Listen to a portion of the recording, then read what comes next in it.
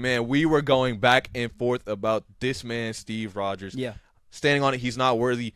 Everything special about him did, in fact, come out of a bottle. Yeah, Thanks for coming to my TED Talk. Steve Rogers ain't shit. I'm standing on it. Give Peter Parker the shield. I see this as an absolute win. Everything has gotten better.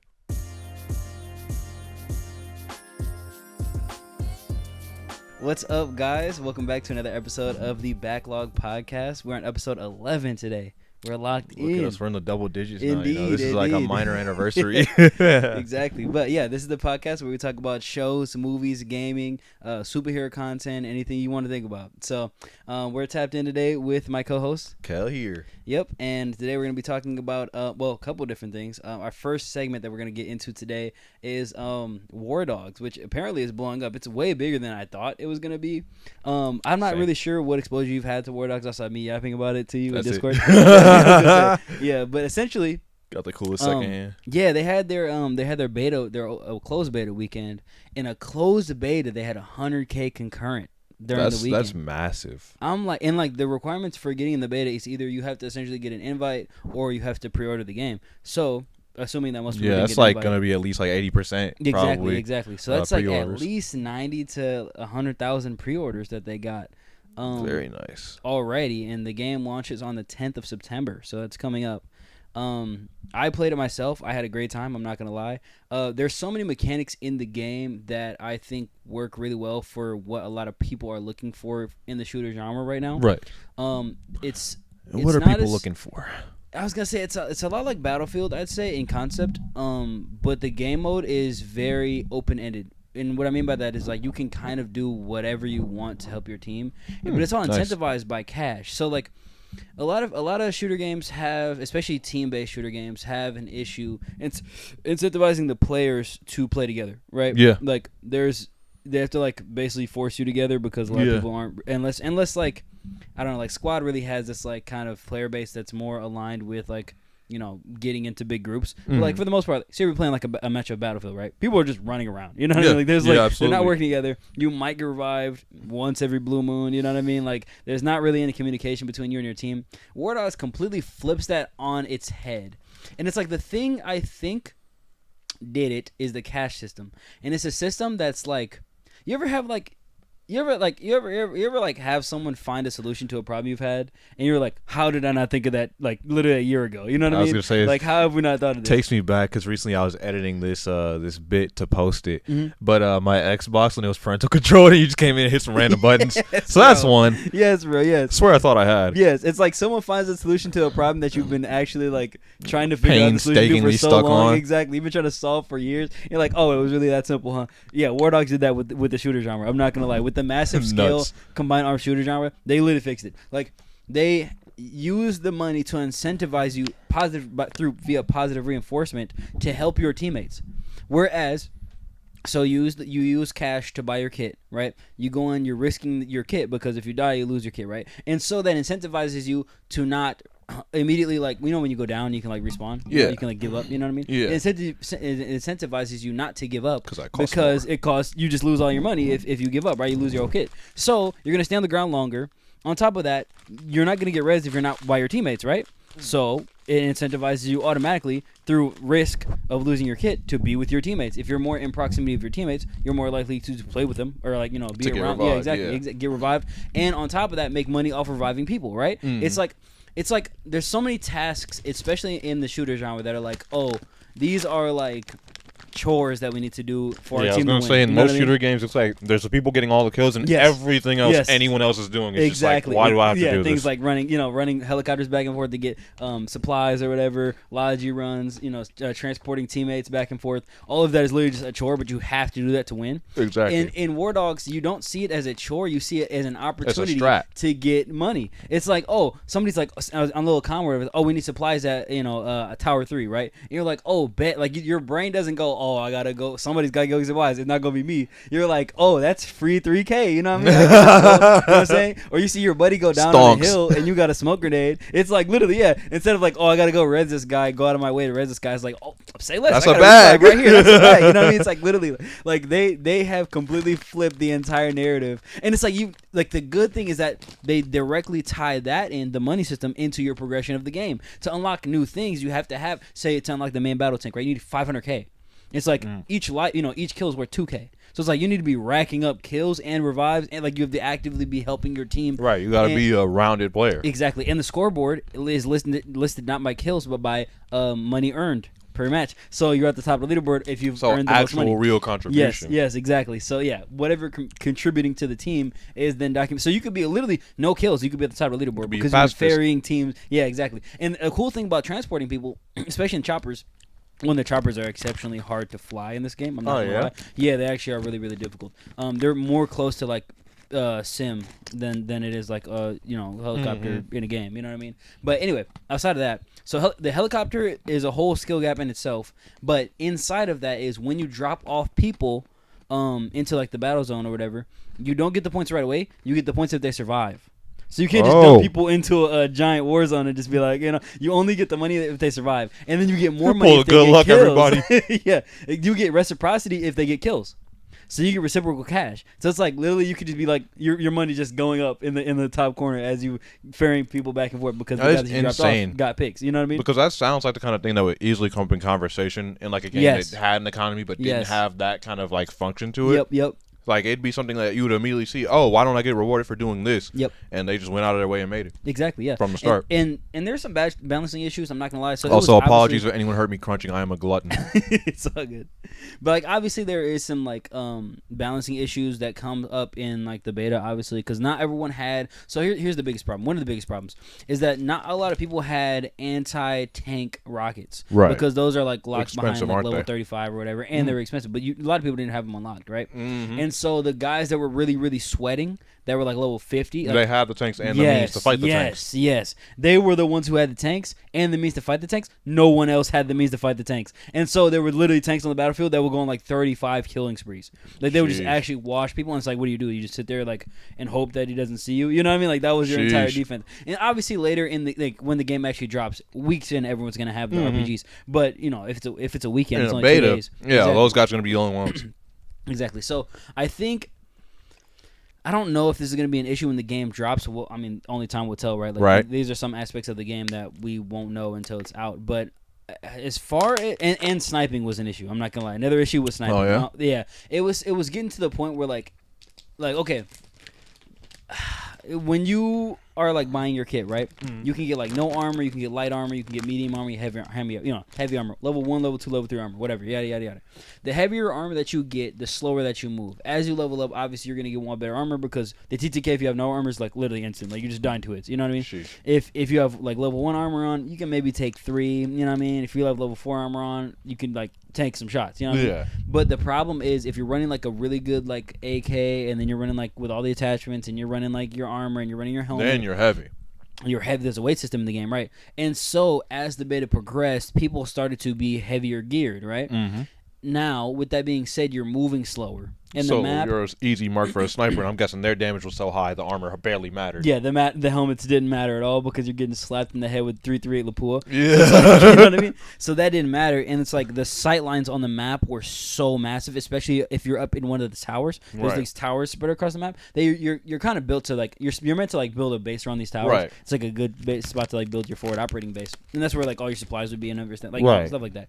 Good spot for your team to kind of just rendezvous. You know, those towers, people would just sit up there with snipers, and they could see, 300 meters out. Like it was just flat land and a couple buildings. And it's like, if you're a guy trying to get to the objective, you're not really worried about like the tower stuff or not. You're just trying to like play the objective, and you have the good armor on, and you're like running across the street. You're gone. Like you're just gone. Now there is smokes in the game. I think that people underutilize the smokes pretty heavily because people were complaining about the snipers. Yes, but the smokes are really good. They deploy really, really quickly. It's a giant boom, and they last forever. So it's like. The smokes are really good. Yeah, so you can just cover your way in. Exactly. I think they were underutilized. And I think when the game drops, it'll become like more common practice. Of. Exactly, yeah. Oh, use smoke. You know what I mean? But in the beta, it was bad, bro. It was like you walk out of your spawn base and you just get domed. Like it was like actually crazy. You drive across the street, bro, domed. Like it was bad, bro.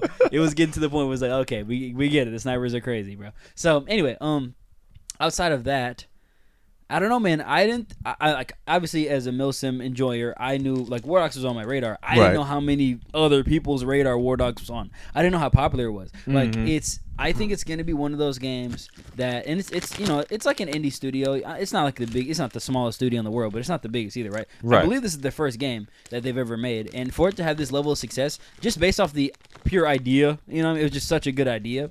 Yeah. It's like I am very excited to see where this takes the industry, because I think that like other studios are going to try to make games like this now. I think I think Battlefield will try something like this with their next game. I'm not going to lie. That tracks. Just based on the success of it. You know what I'm saying? This definitely sounds like a kind of logical next step for Battlefield, honestly. Yes, exactly. Yeah, I honestly, I think that's like one of Battlefield's biggest things that like really makes it hard for people to stick around is because there's not really a sense of progression. But War Dogs completely takes the money system and really refines the sense of progression that those big Battlefield style games kind of struggle with. Exactly.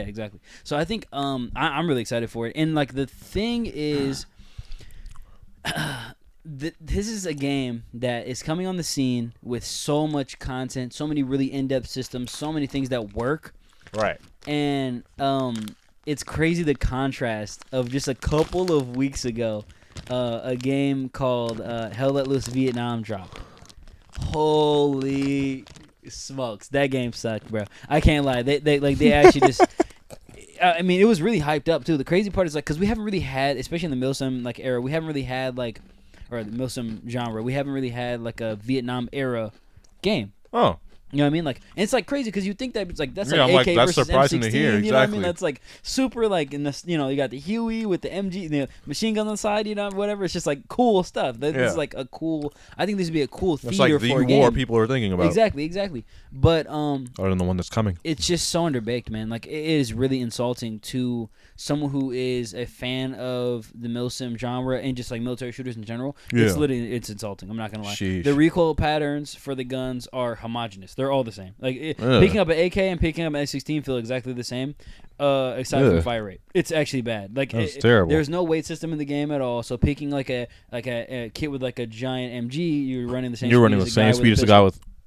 It's like, all right. No, that's disgusting. The main battle tanks just kind of sit back and spawn and just shoot at people. They don't really do anything. If you get on the side of like those, helicopters that fly around, if you get on the side of the helicopters, your game frames up crazy. You're getting 3 frames a minute. It's like you're watching a slideshow. So they're unusable. So the miniguns on the side are unusable.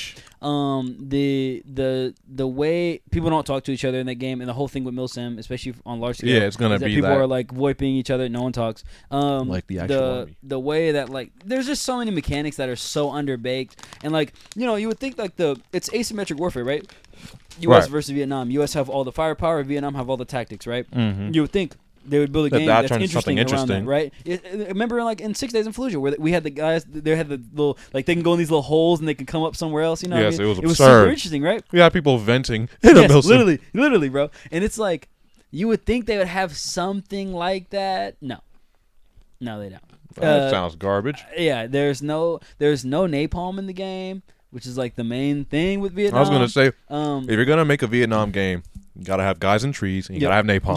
Yes. Yeah, there's no ladders for Vietnam people to climb up in the trees. The maps are super flat for some reason. That's not with how that a little worked. bit of foliage here and there. The performance was piss poor. The graphics were not that great. Like, sheesh. I was extremely disappointed with that game. And it's like for that game to be in development as long as it was, and for them already to have a game out, they had Hell Let Loose original, which is the World War II game. Oh, seriously? So they had a game out. Yes, they had all the feedback from the first game. And how long was it in development? I believe Vietnam was in development for 5 to 8 years, something like that. It was that's long. ridiculous. Yeah, Hell Let Loose dropped a long time ago, so they had plenty of time to cook this up. They were not in a rush. Maybe their publisher was rushing them, but we weren't. You know what I mean? Right. They could have delayed it, and they didn't. And it came out, and it was, wholly unbricked, bro. It was really, really disappointing, especially for a game of that era where there's so many interesting things to do with the mechanics of the game. Absolutely. And it's like, you think with War Dogs, like, it's just another modern era shooter, right? Like, there's not really that many interesting things. But they added so many interesting things. And it's like, Vietnam, there's so many interesting things in concept, and then in practice, they drop nothing. So it's like, I don't know, man. It is very, very upsetting for us to get a game in the Vietnam era, something that milsim gamers have been waiting for forever. Even just regular gamers have been waiting for, like, a cool game in the Vietnam era, you know what I mean? Mm-hmm. And we haven't touched it in so long. And we get this, so that was very upsetting to me. But yeah, I'm gonna get off my soapbox for the Milsim genre. One quick thing about War Dogs, I was actually curious about. Do you foresee any potential problems with like, say for example, how we mentioned, it's kind of cool how the economic system, it's not just kill padding that gets you up to the top of the leaderboard. I mean, because it could be there's one specific task that maybe gets you way higher than others, or it could be that like exploits. Exactly, or one task that gets you high up on the leaderboard, but it doesn't actually, it's disproportionate the money it gets you versus how useful it really is to the team. Yeah, and a lot of people actually kind of ran into that. So the biggest thing was ferrying people back and forth, because I talked about with the helicopter stuff, right? We were kind of moving back. Now, the thing is, it kind of self-regulates in the way that, like, if 4 people are trying to ferry people back and forth, or if there's like 6 helicopters, right? There's just not that much need. Yes, exactly. So you're ferrying one guy back and forth now instead of 6. So it's less profitable. Exactly. Therefore, you're encouraged to get off it. Okay, that's pretty good. So it's balanced by the number of people on your team. You know what I mean? Nice. So if there's no need for it, you're just not going to make the money off of it, right? If you're dropping off supplies and no one's supply using and them, demand, my friend. Yes, literally. Yes. If you're dropping off supplies and no one's using them, you're not getting any money off that. So it's like, nice. You know what I mean? It is literally like, it's self-regulating. Things that your team uses. That's really cool. Now, I think when it comes to like the actual power levels of some of these things, could be tweaked a little bit. You know what I'm saying? Okay. It's like, there's like AA guns that you can put on the top of the towers. These like anti-air guns that are like basically just mini guns. Right. And those can get crazy. I can't it can get to the point. I could see that being an issue to where your team's trying to infill and someone's got an AA gun on a tower and you're just getting fly swatted all day. And crazy. I guess you could technically swap over to like truck infill instead. You just go on the ground. But I don't know.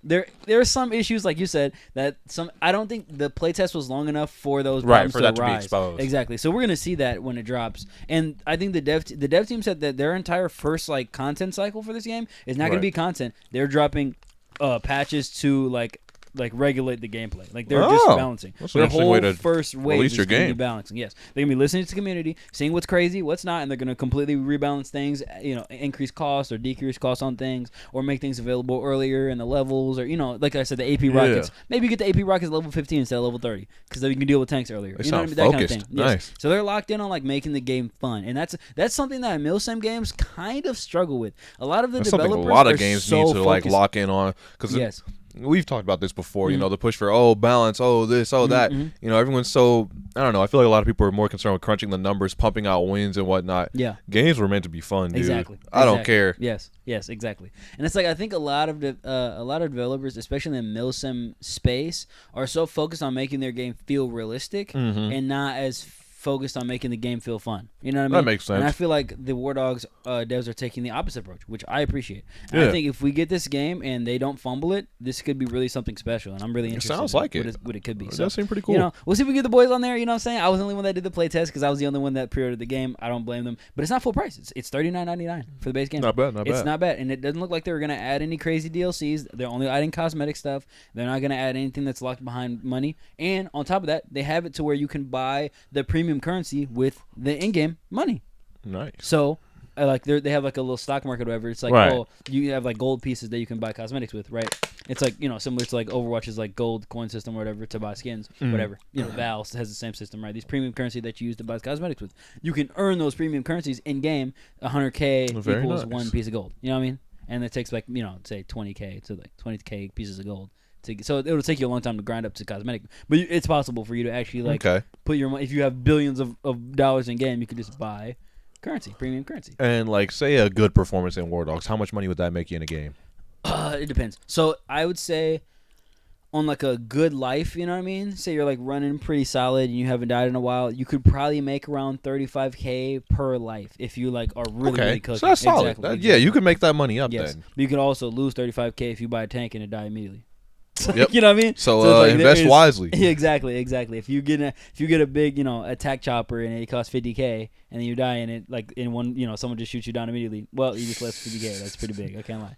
And a kit costs like 8 to 10K. Like a nice kit costs like 8 to 10K. Okay. So, yeah. Yeah, that's pretty nice though. Yeah, exactly. So I think it'll be really interesting. I'm really interested to see how this game progresses. It drops on the 10th, and I'm super excited for it. It's been a long time since I've been excited for a game, so we'll see. Another thing, just to get off the games that we're excited for. State 3, we were looking at. It looks like a dud. I can't lie. I seen some gameplay. It looks really, really bad. I gotta check out the gameplay myself, but he and I, man. You'd have had to seen us in our state 2 prime, bro. Like holy crap, dude. We were moving like Rick and Daryl, dude. Yes. In like their primes, man. We had 2 communities that were like maxed. Yes. And I would go to your world and help you out, and you would come to my world and help me out. Bro. We were like storming the map. We would be on that thing like half the day or some crap. I think we probably both have around 1,000 hours in that game. Oh yeah, I think so. I wouldn't even be surprised. Just so many, especially when we were in college, bro. Like we get done with work and just be on the game. We get off work and just come in and just hop on state until we were ready to go to sleep. Exactly. Pretty much. And that would be maybe 2 in the morning. Times, dude. Yeah, those were nostalgic times. And there were some issues with state 2. Don't get me wrong, but that was a great game. The rubber banding was kind of bad. I can't lie. Yep. Zombies spawning inside your car when you're driving. Oh my god, no! Actually, like driving was genuinely like it was 50-50. Either going to be a smooth little drive, grocery run, or an actual like. If you guys know State of Decay, the zombies, a bloater, which is a zombie full of poisonous gas, would actually spawn basically in the car with you on the road, and you'd hit it, and it'd blow up, and you're smoked out, and you got to jump out of the car. You're going to just die. You're actually just going to cough to death. We used to play on lethal difficulty, so the bloaters would be blood plague bloaters, which is horrible because you could permanently lose a character to that. Exactly. You could lose them, catch the blood plague. Their smoke also injured you in lethal mode. It was a lot. It was a whole lot. The plague gas grenade that I had in the grenade launcher, and it blew up in my face. Dude, that was literally like, and I died, bro. I'm trying to think of a comparison for how like bad. That was a low light of our State of Decay experience, and like literally we were going to like take on this. It was a hostile enclave full of people in there, and they actually seemed kind of tough. So he comes out with this. He like bought it from some special shop, and I'm like, oh crap! Like he got like the heavy duty. I think this is like anti-human weapons. He's using bloater gas. Literally. You know, most of the stuff is good against zombies, but people actually avoid being shot. So like I'm geeked to see him shoot this in this building and get it popping. Yep. He shoots it, like ricochets off something wrong, blows up in his face, and like I lost the character. Literally, I can imagine my character and me vicariously just sitting there doing the 1,000-yard stare, just watching him actually choke to death. It was bad, and there's nothing I can do. It was bad. There's nothing I can do. Do you remember that one time? Spiraled out of control. I think it was me. I was standing on top of the gas station and I emoted. Why was that the one? Dude, as I'm talking about the gas story, that was in my head that too. Was so bad. Holy bro. crap, dude! Because Goodness. there was at least one. It was probably more like 3 pharaohs like skittering around on the ground. Yes, and that was the most dangerous enemy. Horde of zombies. Pharaohs were demons. Yes, they were. I forget where I was. No, we were both on the rooftop. Yeah, because like we happened, like the horde just kind of happened upon us. Yes, while we were trying to loot, and they found us, and we had to run on top of the gas station. We didn't have the equipment to deal with that horde at all, bro. No, we were not ready for it. It was supposed to be a light little just food run. Yep. And I forget what you were emoting about, but you were on the ledge. I was doing the wave emote, bro. Yeah. Like when you wave, your character steps forward like a step, bro. And I was on the edge of the and he fell clean off, and I'm just sitting here hitting the 1,000-yard stare, and sparrows actually start using him like a chew toy, and I'm just like, what do I do? I was just drowning in a pool of zombies, bro. It was bad. I can't help it, bro. If I go down there, I'm cooked. Exactly. But I'm not gonna lie, like the thing about like State 2 with all of its flaws, it was almost a perfect game outside of the netcode could have been fixed. Oh yeah, that was really the major gripe. Yeah. Like all the weird things came back around to netcode. The tethering system was a little. It was a little. Tethering bad. Was not the best. We exploited that a lot, though. I can't lie. If somebody was cooked, you just like the host could just move away. The host ran really far away, and it would just teleport someone closer in range. You have no idea though. The just. And because there was permadeath, it was such a go-to tactic. Literally, we got out of some current objective survive type situations using that strat. Yes, for sure. But even sometimes we got separated. The host would be like going and away. We were cooked. Yes, and then you would get cooked. Because like you'd just be trying to go do your own your own small mission. Like, why not? Just for efficiency's sake. I can do this alone while you're doing that. Yep. And now you're being pulled forcibly across the map, pulled into a horde, and now you're fighting for your life when you were just trying to grab like a Snickers. Exactly. But man, I'm not gonna lie, like. The only thing that I think for State 3 to be good would be roaming enclaves that actually are like moving away from their home base. Exactly. In 2, they would just kind of sit in there. Yeah, they would just spawn in a house, and like that was just where they were. Exactly. Friendly enclaves being more interactive, I think, more dynamic. Like, because remember they would like you could grow them, and then they would just get mad at you, and then you could like they would just inevitably demand some crap or get mad at you, and that like if you took a person, it would just ban the entire enclave. Yeah, which was weird. You could take one person, and their whole enclave just broke apart. Yep, exactly. And you just watch them all just kind of slowly walk to the edge of the map, or better yet, I was gonna say 9 times out of 10 they walked until they happened upon some random roaming herd of zombies, and they absolutely got bodied every time. They never managed to fight them off. It was terrible to watch. The AI that you could have an enclave member follow you around, the AI AI was piss poor. The AI were not good. There were some issues. Like they were terrible. Yeah, but the game was so immersive, man. It was so immersive. It was kind of idea. Like, it was really fun. Yes, there was so many like little emergent gameplay moments that you could have. Oh, you run past a plague heart. You like strategize on how you're gonna take it out. There's some of these you had to do, and like just the missions. Yes, I don't know. It became a mission in your head. Like you were really. If you got the blood plate, you had 10 minutes to live. Oh my god, there was nothing. It was so hype and terrifying because it's like I have 10 minutes to scare up, especially if you didn't have my base already. I had to go find like 5 of these zombies, kill them without getting hit once because if they hit you again, your time goes down. Your timer goes down, more infected. So you gotta perfect them. Exactly. Grab all this crap, go home, concoct it into a solution, and then take it, or you were going to die. Yeah, you'll lose that whole character. Exactly. Yeah. And characters, like losing a character was not just devastating because it was a body, but you built these guys up over time. If you we would max out all the kind of stat trees on our characters, and these that's what we mean by Rick and Daryl. These characters were units. They were nuts. Like I'm talking could sprint 3 blocks without losing stamina, fight 10 zombies after the fact without getting hit. Unless you have one lung. Unless you have one lung. That's crazy debuffs too. That's become an inside joke between us because one character we got actually looked like they were super great, and then they had this debuff called one lung. They had half a stamina bar, literally, or even less, and they were just the most pathetic creature, bro. They were so good at everything else. They were amazing until they hit that stamina, and you just hear them. Yes, bro. Yes, bro. But just fixing there was a couple of things that needed to be fixed, and it wasn't anything crazy, honestly. Fix all pretty easily fixed. Yeah. A lot of the guns needed to feel different. I'd say. A lot of the guns kind of felt the same. Yeah, they did. But outside of that, man, it was just such an interesting game that had so many interesting systems working for it, and that infestation mechanic. Oh, those were good, dude. If a horde walked into a building, they would become an infestation, and then don't let an infestation wander around a plague heart or something. Infestations combine with a plague heart. Now just this whole area of the map is just not safe. Don't go over there. You could stealth kill zombies. Or you stealth handle hordes. Blazing, bro. Oh, the way we used to take down hordes was so cool. We'd stealth in, quiet take down all the zombies, get up to the heart, plant a bunch of explosives on it, light them off, blast it, and every zombie in a quarter mile came running that way. And we literally nuke it. If we didn't manage to blow it up before they got in the house, we get out, run across the block. Hit and run tactics, we had to hit and run the hearts. Bro. Literally, bro. Oh, good times. I'd be waiting in the car, and you'd run out and get in the car. No, actually, yes, we actually coordinated getaway driver setups because someone would go in, they'd have all the heavy weapons, try and blow up the plague heart. If it didn't work, a juggernaut comes into that house,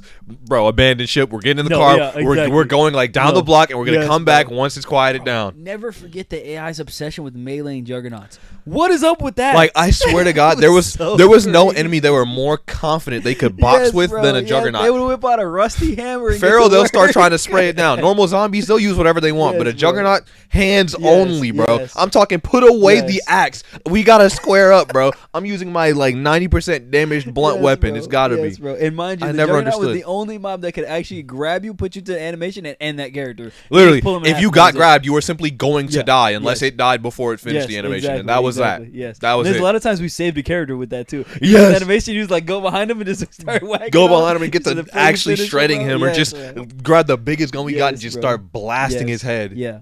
But I think there was just a couple of reasons why we stopped playing that game, and we had our fun with it. Don't get me wrong, but there was a couple of things that could have been fixed, and we were really, really waiting for State 3 to fix those issues. I say it's really it's that simple. It's just no good thing lasts forever. A game eventually is going to need a sequel if you want that. Exactly. We're not even going to talk about the greater thing of a series and when that's time to stop. Point is, the game needed a sequel at that point because we've been playing it our whole high school careers at least, or something like that. Into college, yeah, exactly. So it's it was just time for another one, and we were really, really hoping we get that. It got announced in 2018. We were hyped. I was excited beyond belief to see zombie animals now. Yes. The enemy types, bro. It writes itself. Yeah, it was cool. A zombie bear would be fired. You know what I mean? Dude, man.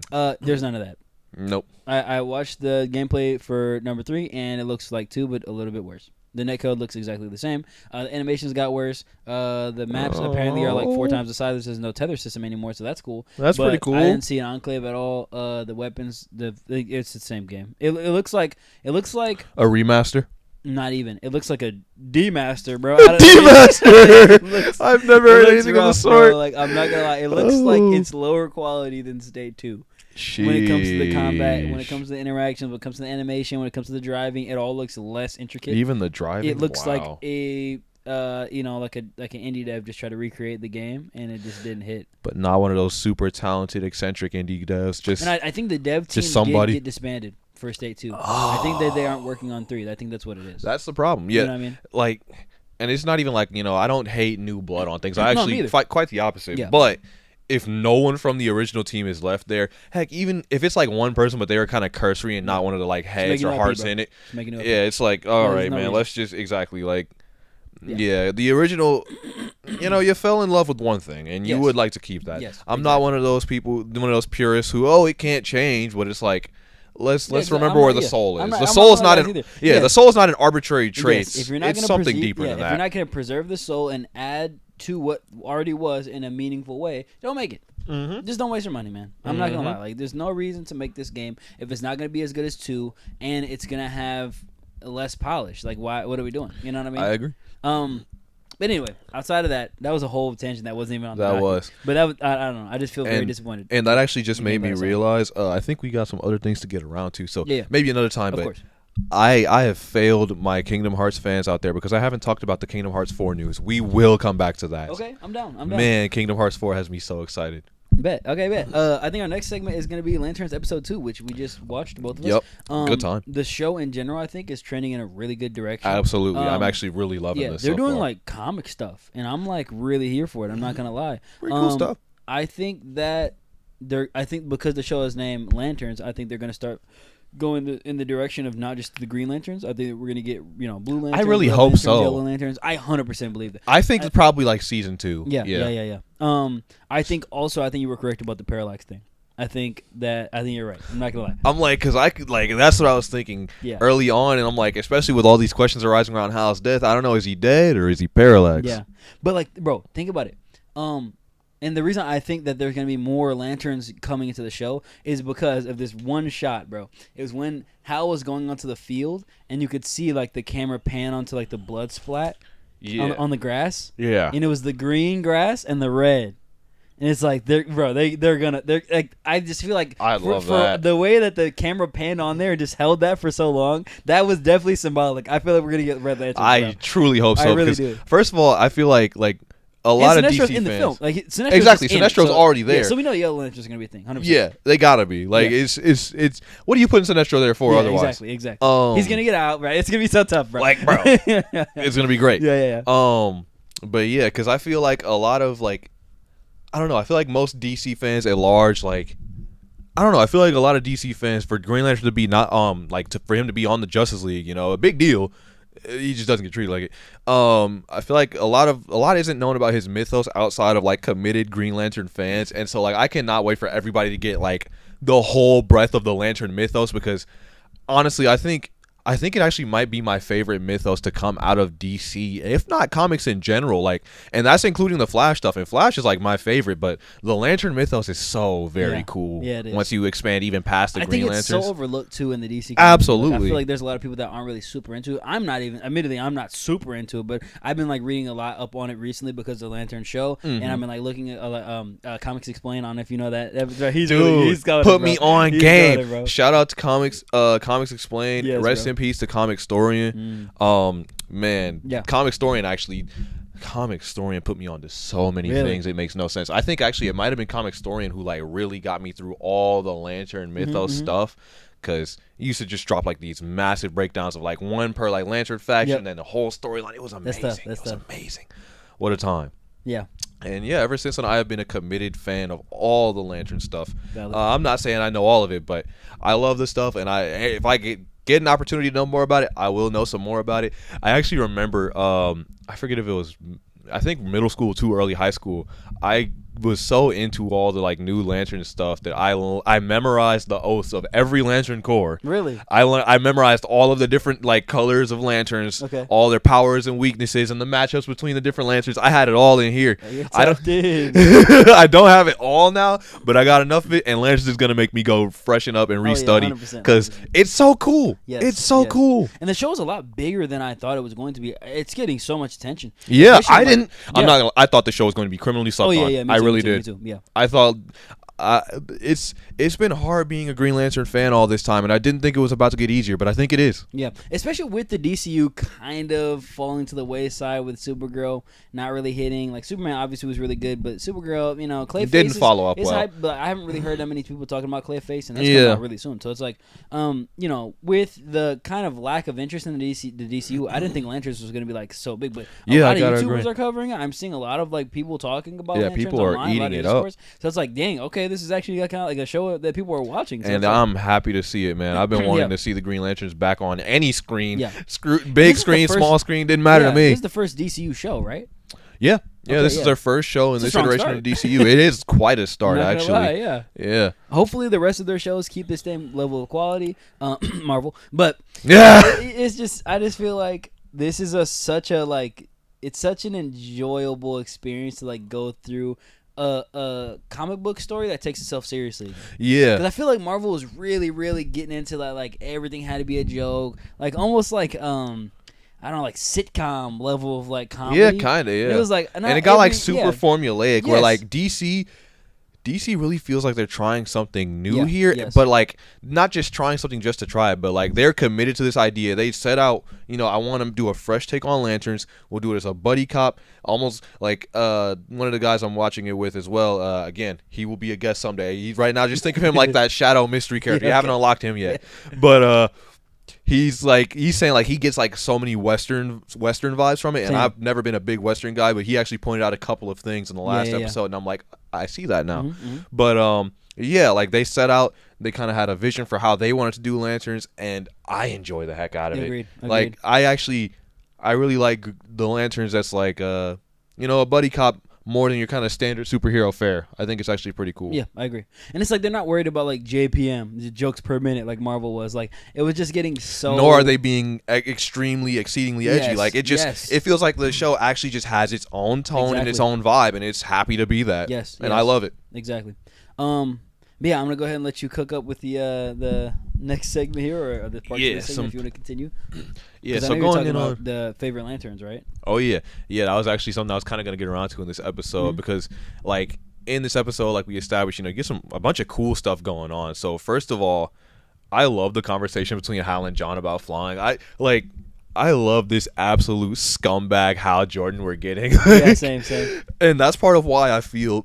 Because I honestly think it could go either way with him dying or not. I feel like they could. I don't know. I've got a lot of respect for what they're doing with this show. They seem confident and sure of themselves. Yes. And so I'm like, they're not worried about like audience outrage.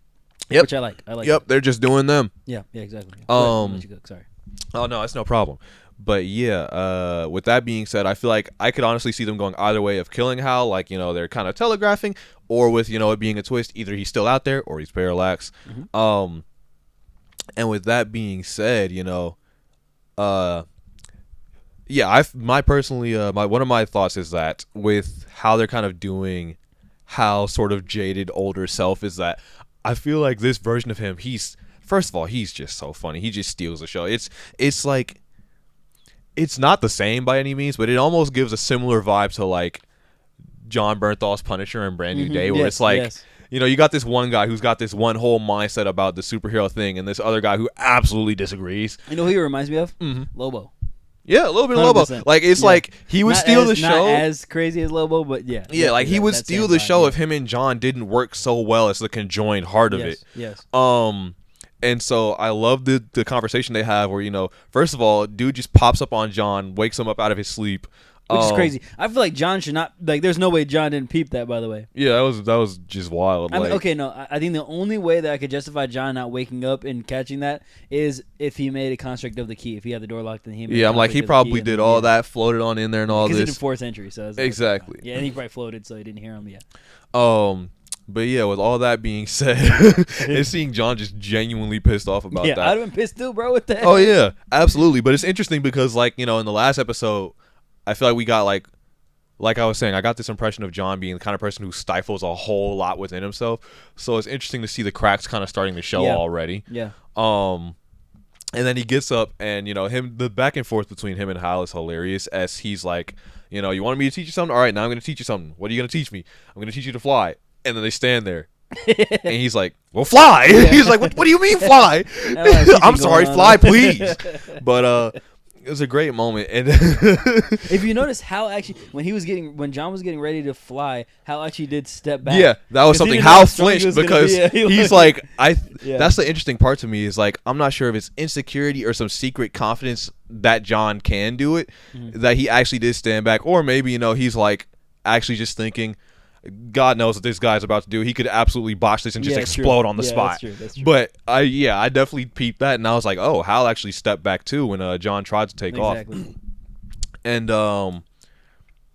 where was I going? It was something else about the whole flying thing. Yeah, and honestly, it's funny because, as much as like, that's the typical, old wizened teacher being a jerk while teaching and just expecting someone to do something. But it's like, I feel like funny enough for a Green Lantern specifically, especially with the thought of flying, that actually kind of makes a ton of sense. Yeah. I mean, the whole thing with the Green Lantern ring is you desire something, you focus on it, you make it happen. Yep. So, conceptually, if you get being a Green Lantern and you've got the willpower, you just decide you're going to start flying, and you may not have the best control over it, but you'll come off the ground. Indeed, yeah. Where, I mean, it could be that mechanically it's really just not that simple, or maybe, there's still some mental blocks in John. I think it's just because Hal was a fighter jet pilot. So and he does bring that up. He can feel himself flying. Exactly. Yeah. He's like, well, I'm a fighter jet pilot, so it's easy for me to think fly, and I'm just doing it. Yeah. So it could also just be that. And I actually kind of do give some credence to that, because John, I don't know if this is true of this version of him. It's probably not. But he also has background as an architect in the comics. Okay. And that's part of what makes him, to me, such a, like, mechanically and tactically sound Green Lantern, because other Green Lanterns, they're making their constructs, right? The durability and power in them comes from sheer force of will. Right. In John's case, it's because this was actually expertly designed in the span of half a second. Complexity of the design. Exactly. You don't realize it, but like this massive freaking for example, I don't know, let's say like a crane or something, or a bulldozer if he's just gonna throw at somebody. Yeah. Which he does also tend to use his constructs more kind of intelligently than like Hal, where it's more brute force. Yeah. Which I love that, and there are different approaches, but.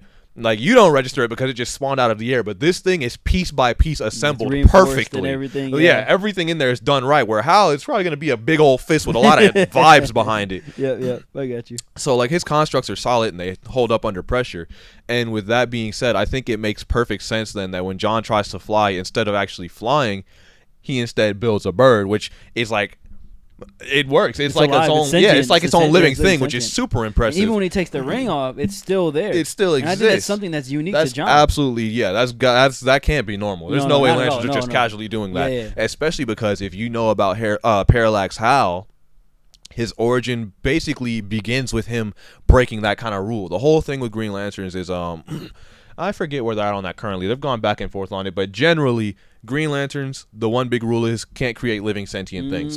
Okay. Hal becomes Parallax because basically after Coast City is destroyed in one storyline, he's so stricken with grief, he actually creates the entirety of it over again where the rubble is, and he's like in there kind of like basically in denial, just living in this fake Coast City. Kind of like Wanda and WandaVision? Exactly, except no one's a victim. He actually made all this in his own head. There's no one left to be victimized. That's crazy. I'm still not forgiving Wanda. But yeah, he does that, but the Guardians don't vibe with that, so they take away his Green Lantern privileges. I see. Except Parallax gives him, sort of gives him back, but that's where Parallax swoops in, takes him over, he becomes Parallax, yada yada yada. Funny thing I actually found out recently, because I was always super curious why Parallax's name was that. It was just because the author thought it would sound cool. They just needed a cool sounding word. I'm like, Parallax has to trace back to some word in some language that means fear. I feel like it's got something to do with like the light spectrum, which was color based. I feel like that's got to be something. I forget, a parallax, it's like something, I thought it was like something in almost like graphing, like some kind of like angle or formula, design or line. But yeah. True. Parabolas. I thought a parallax was something vaguely similar. Yeah, but I have to look into it. Parallax does have a proper meaning, but the comic author chose it just because they thought it would sound cool for Hal. I thought there was some reason. I thought it was like, paralysis, paralyzed with fear. Yeah. Something, trace it back to Greek language. Yeah. No, it sounded cool. Interesting. Okay. But yeah, so that was that whole ordeal. But here we just got John just thinking fly, and so a bird comes to life. And yeah, Hal assigns him with a task that I actually love this, because one of my I don't know, something I've always thought about when it came to Green Lanterns is like, where do we draw the line on like how well can you maintain a construct? because I mean, first of all, there was like how his dollar in episode 1 that he kept respawning inside the machine to lock it on his song, which I love that. I love that scene. I don't think I talked about it before, but how he instigates getting the crap beat out of him, and he's actually at one point he doubles back because he tells John beforehand, like, it's gonna look like they're really beating the crap out of me, don't jump in. And at one point he's actually like, maybe help, and John's like, nah, he got it. I love those two. I absolutely love them as a duo. He crack this man's wife. anyway, and he's gonna do it again. That's the worst part. After episode 2, he's gonna do it again. Well, I have a theory that she's the manhunter. She could very well be. I feel like she is. Cracking the manhunter is genuinely insane. Because if you think about it, like his dynamic with her is not husband and wife. Honestly, you know what I mean? Like the rich guys, it's not really that. It's like like she's like kind of in the background. You know what I mean? As if she's just kind of pulling this. It feels like she's pulling the strings. It absolutely feels like she's pulling the strings. No one is like no one's like no one's clocking anything she does. Or matter of fact. Well, yeah, I was going to say, has anyone even really acknowledged her being there? But you mentioned how John was eating off his grill. Yeah. And that's pretty much it. Exactly. But it's like, I don't know. That's one of my theories, though. Honestly, that's a solid one because I'm like, there's definitely something more to her. That's for sure. Exactly. But yeah, I was kind of always thinking about, like what was the law of conservation of Green Lantern constructs? Because something I always thought of when I saw them in the cartoons, my least favorite thing to ever watch any Green Lantern deal with is when they build a wall for someone like Superman or some other strong-bodied character. They punch through it and they get knocked back and they put up with the exact same thing again. It happens again. And they do it one more time and they start just getting beaten from there. Invincible is a huge culprit for this, bro. Oh my god! I will give it to Eve though. Like, I think they handled it super well with her because it was intentionally shown as the flawed approach, right? In DC Comics, that's just how Green Lantern's losing a fight looks like. They never address how bad it is. Yeah. Where with Eve, she starts the fight doing way better moves than that, and you can clearly tell it's depicted as that's just her desperation. Now, generally in her fights, that's what she's doing, and it's just terrible. But in the Conquest fight specifically, where it's most relevant, it's pretty clearly depicted as her getting desperate. I think Conquest even calls it out at one point. But yeah, my kind of thought in that, when faced with that trope every time was, instead of, letting them constantly break this thing and rebuilding it again, because my idea is, again, conservation of mass or energy. You use this energy to make this, it broke. You use a whole bunch of new energy to do it again, expecting a different result. Instead, if you're going to try it again, are you able to pull back the energy, the matter you just created and reform it into maybe something else? Like, I always thought, actually, Eve did this to Conquest too. If, you make a big construct and you slam it on the strong guy and he, nothing happens, could you not take the fragments, reform a different weapon, and try that attack then? And Eve did do that. Are the Green Lantern constructs made of a matter or hard light? Hard light. Yeah, so not technically matter. Yeah, it wouldn't really be any mass or weight. Like no, it wouldn't be like that. Yeah. But nonetheless, it's like if you can arrange it and you can, if they have a construct, they can manipulate it, change it at will. So I'm like, how flexible can you get with that? Like the same way, willpower would obviously equate to like durability, probably hardness, force of impact. Gotcha. Like would kind of flexibility of mind kind of shape the malleability of your constructs? Interesting. Because for a long time, like I said, I was deep into this lantern stuff. And I was like, I feel like if I was a lantern, that would be kind of where I'd like, all the kind of human lanterns bring something different to it. How raw, brute willpower and his childlike imagination, not the most creative, but he's like pulling out interesting, fun, kind of silly stuff. John, like we mentioned, his kind of design prowess. Kyle, his just actual raw creativity. Fun fact about Kyle Rayner, if you didn't know this, literally every construct, he never reuses a construct. Point blank, period. Every single construct he's made has been its own unique creation because he was an artist before a lantern. Yeah. So he can just come up with something on the fly every time. He doesn't. That's actually not the case in the DCU because he just was spamming the middle finger one, remember? Wait, when was this? Talking about Oh, sorry, no. Oh no, Guy's a big doofus. Like how he makes. Okay, gotcha. They make like bats and chains and fists and stuff to hit people with. Kyle Rayner though, he's great. He might just be my favorite. We'll come around to that. Yes. But yeah, he never reuses a construct. That's cool. It's really awesome. I like that. And his constructs are always super elaborate or cool looking. Like he'll make like a big old, like instead of just, big mech or big guy, it'll be like a big samurai mech that actually looks like a straight up Gundam or something cool. with a big katana. It's super cool. That's actually really cool. But yeah, coming back around to the point here, I don't know. Oh yeah, my thought was if I was going to have my own kind of signature thing as a lantern, because again, I was in middle school, so yeah, I had to apply it to myself. Of course. I was thinking my thing would be, if I make something, I would then, instead of remaking something else or just jumping between things, I would change the shape of what I've made to kind of preserve that energy, and it'd be pretty cool. That's cool. I like that. Yeah. Back to Jon Stewart. Yep. Yeah, his bird was really cool. It was life, and Hal assigns him with the task, and it felt very like Master Yoda, even through Hal Jordan's kind of jerkish persona that he's got. He's like, all right, how about this? You keep that bird alive through this whole side quest I'm sending you on. Bring it back to me alive. Test passed.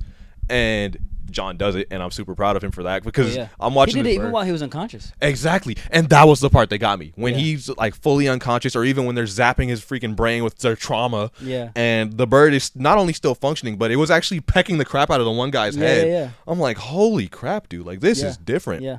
It is its own sentient being almost. Exactly. Yeah. So I'm like, Jon, he's got to be something special, and I believe I said last time how like his dad was clearly kind of trying to rear him to be a Lantern. Yeah, I think he was like born to be a Lantern. Do you Something's think up with him. change his origin story a little bit to where he went into the field of architecture to be a Lantern? I would. His dad kind of pushing him into becoming an architect, specifically to be able to make better constructs. I would think so, but with him right now, he seems like he's probably like somewhere in his 20s. He's still pretty young, and considering I do think he still got his soldier background here. I just don't see where he'd have the time in his life to have been an architect. Unfortunately, I was kind of hoping that would get brought up at some point during the show. I think he still can. It's only episode 2. Yeah, exactly. I think he'll still have that kind of more complex and intricate and precise sense of design. I just don't think they'll, drop the fact that he was an architect and that's where it's coming from. Yeah, exactly. Because I don't see where he'd have the time in his life. Now there is a 10-year skip, and then he comes back and Hal's right, dead. Right, He's been a Lantern. Maybe some architecture stuff happened in there. It could be that he becomes a Lantern, starts studying it, what have you. I feel you. Okay. But yeah, cool. Yeah, I think mirroring the whole because DC's obviously cooking with this show, and they're gonna have Clayface, which I hope is doing really well. But I think we're gonna skip over to this segment with Marvel and their upcoming releases and see kind of where Marvel is right now, because obviously they had that kind of slump period, and now Spider-Man brought them back in a big way. Yeah, billion-dollar hit, multiple billion-dollar hits. Like, they're cooking. They are doing Spider-Man, numbers these days. I won't pretend so they're it's not. like, all right, cool. Doomsday's upcoming, which is obviously going to be another billion-dollar movie. Oh yeah, big time. One question that I kind of had with Doomsday coming up is, do you think that Marvel is going to expect fans to kind of do their homework before watching Doomsday, or is Doomsday going to kind of fill in the gaps where a lot of people, because no one really watched the Disney Plus shows. A lot of people didn't watch a lot of like the stuff that was after Endgame. Like, outside of Spider-Man, people weren't really checking for Marvel out of that. So like, no one really watched the Black Widow movie. Honestly, I don't. You didn't need to. If we're being honest, I literally all you'd miss. I was gonna say, you know what I mean? Like, I don't think a lot of people watch Fantastic Four. Now I do think after Thunderbolts was kind of surprising success, and same with Fantastic Four, people probably doubled back to watch them. They're critically acclaimed, but they weren't billion-dollar hits, and this is going to be a billion-dollar movie. So obviously, people that are going to watch Doomsday have not seen those films. See what I'm saying? There's going to be a decent margin of people. Good point. I'd say about 25% of people are going to go watch Doomsday and haven't seen a lot of the projects that have dropped since Endgame. So with that being said, do you think that Marvel is going to be just hitting the ground running with Doomsday? Because they have in all honesty, to cover. All I see them doing is hitting the ground running, because one, they've got a lot to cover. Two, I mean, that's actually kind of the bulk of it. I mean, on the one hand, right, I do think it would be smart of Marvel to catch people up a bit here. Yeah. But then for those of us who did, go over what happened in Fantastic Four. They have to, because the Fantastic Four is kind of like the main antithesis to Doom. Like, Doom is a Fantastic Four. They are his main enemies. In all honesty, I feel like that's kind of not going to be the case here. Like, I think they're going to know Victor Von Doom before everybody else, but I think it's going to be sort of like, like how Thor and Hulk were the kind of, or not Thor and Hulk, Thor and Bruce were the kind of advanced warning party that Thanos was coming. I think that's kind of what the Fantastic Four will be. They'll lore drop him, tell us where he came from, why he's like this, what he's after, maybe. But I actually think that they're probably not. Maybe they're gonna be unconcerned. Maybe Reed. I mean, like, I don't think unconcerned. I think they'll definitely. I think it'll be like Drax was with Ronan, where it's like, they've got a particular reason of all the characters here to be after that guy. Yeah.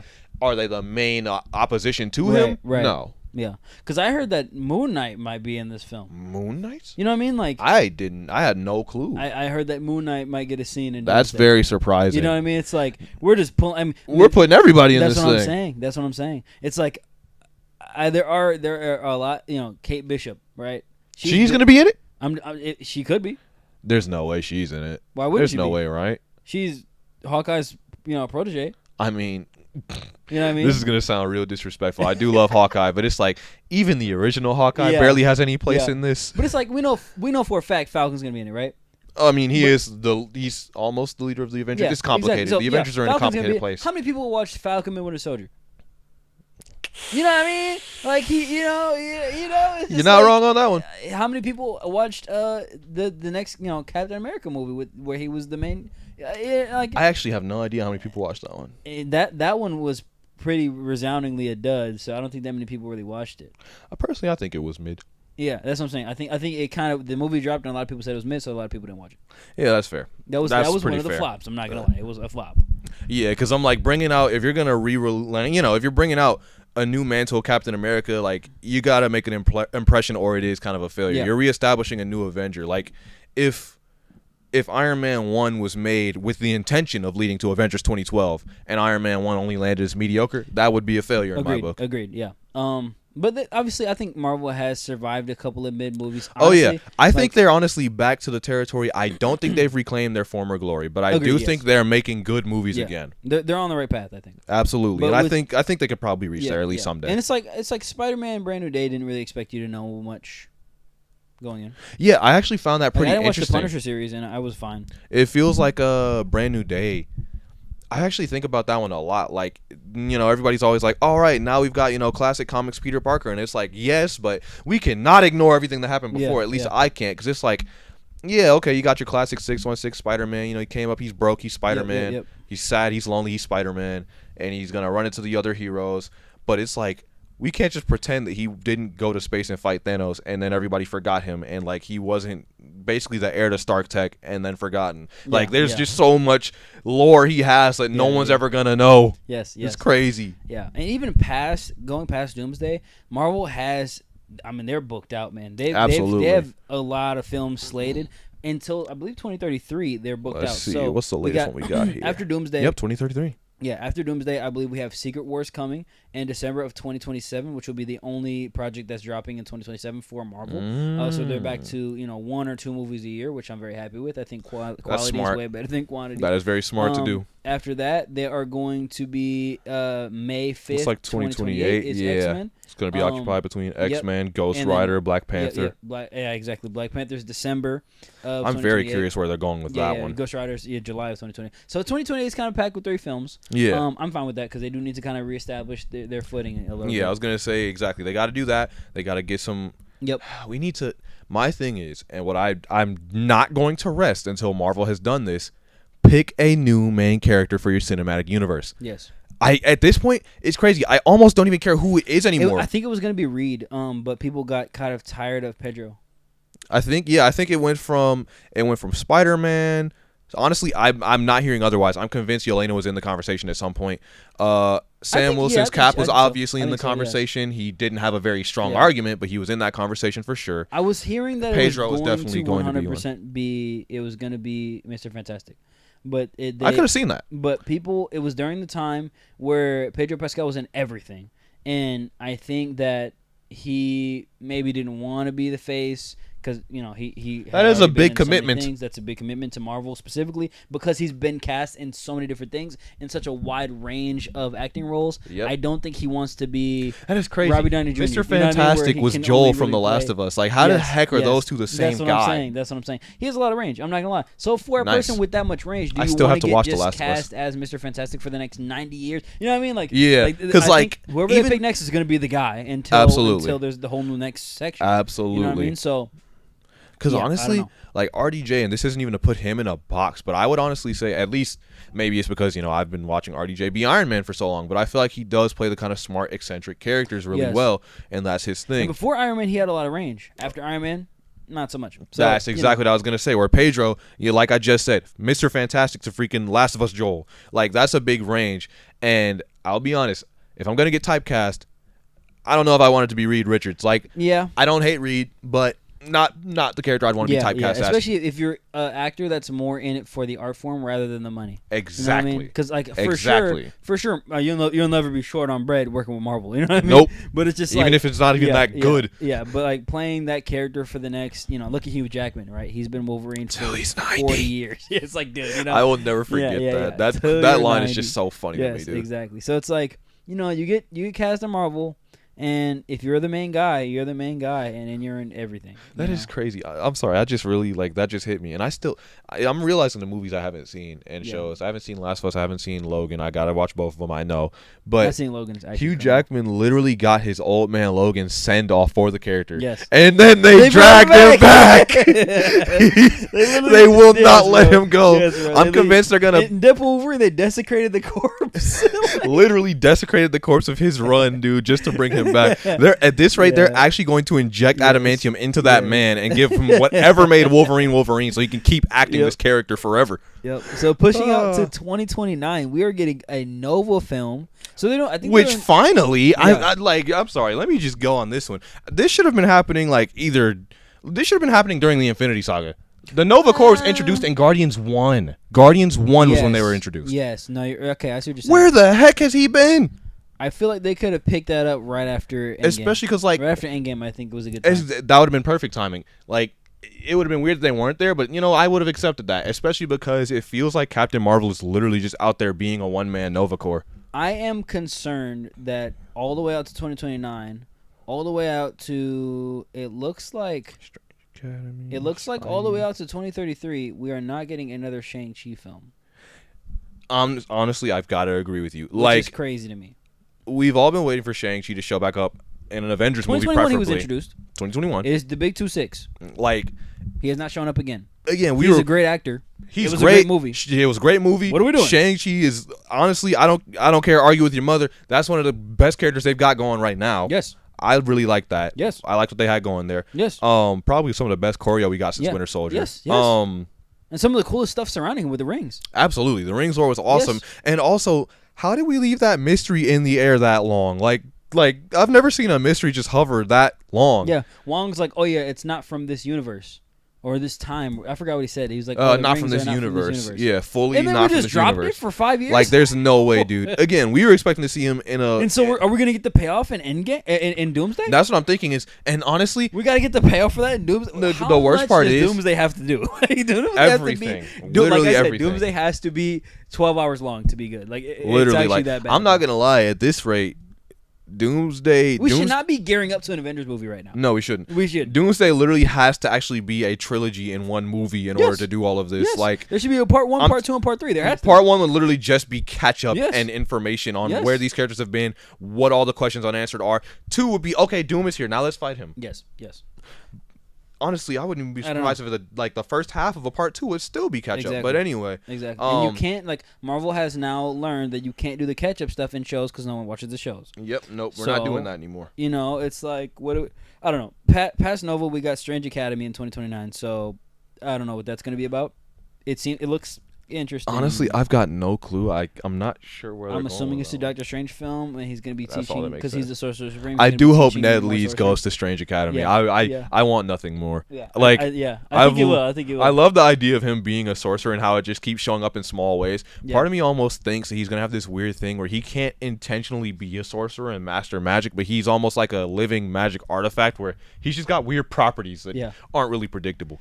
Also, I have a theory for what happened at the end of Brand New Day when he did a handshake with Ned and then he said Peter. I don't think he remembered him. I believe that because remember earlier in the film he learned that Spider-Man's name was Peter because MJ said it and he was like, "Oh, Spider-Man's name is Peter."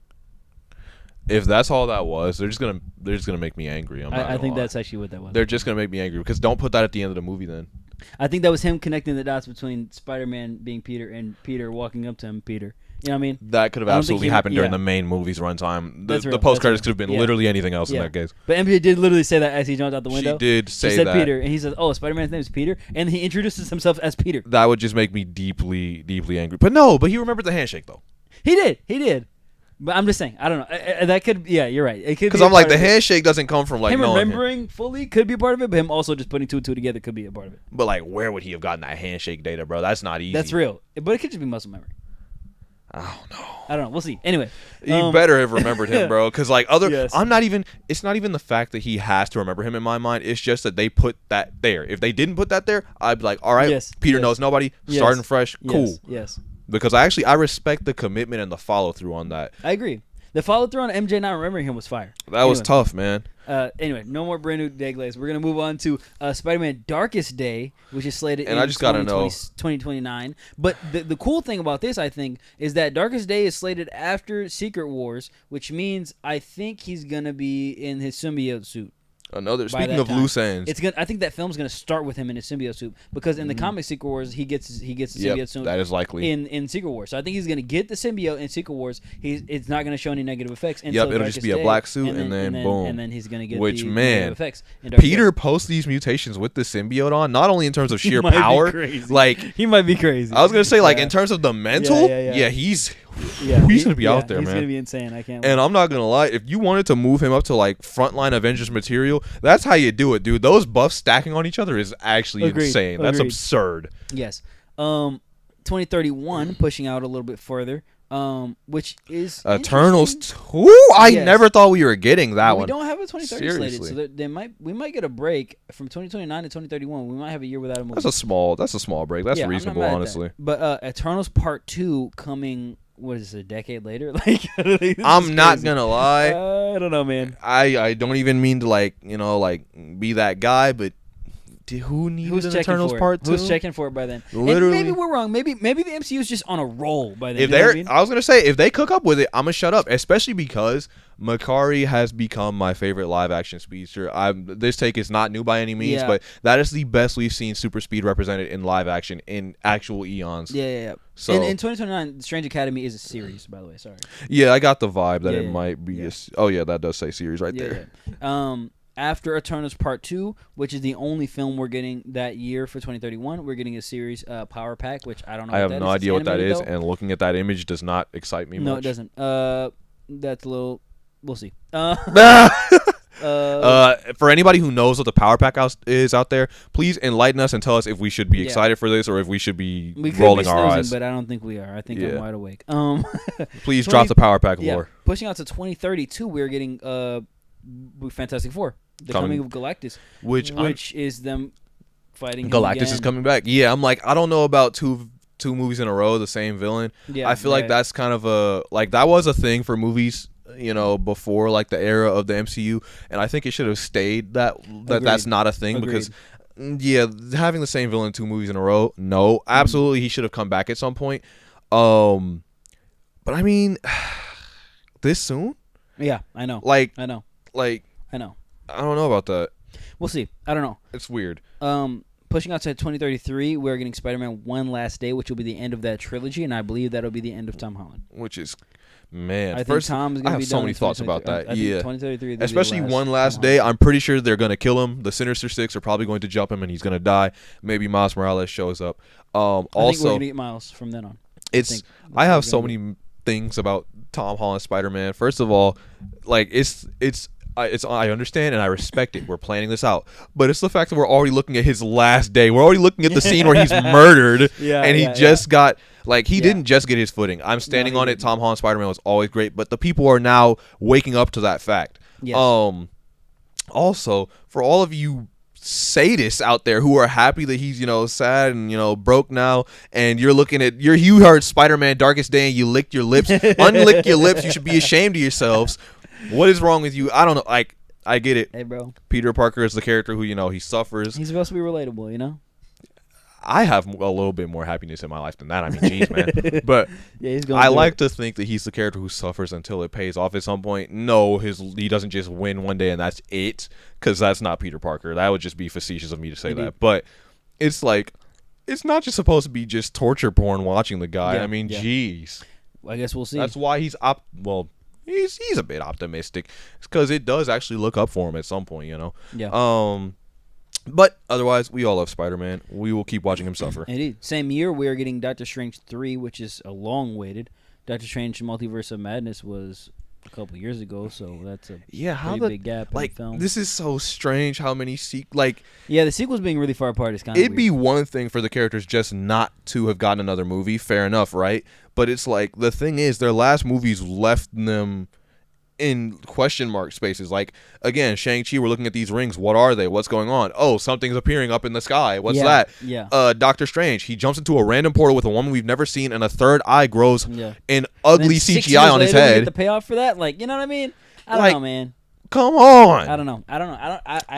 I'm gonna let you cook, Marvel, but these are strange maneuvers. Make, but my God, like, these are really big gaps in between. Like, it's really hard to stay invested with a character if their sequels are, in all honesty, decade apart. What I'm going to speculate is that this is them going back to the drawing board because they had lost the drawing board. They were not drawing things up and planning it out, and now they're actually trying to get back to doing that. And now absolutely, and now they have the drawing board.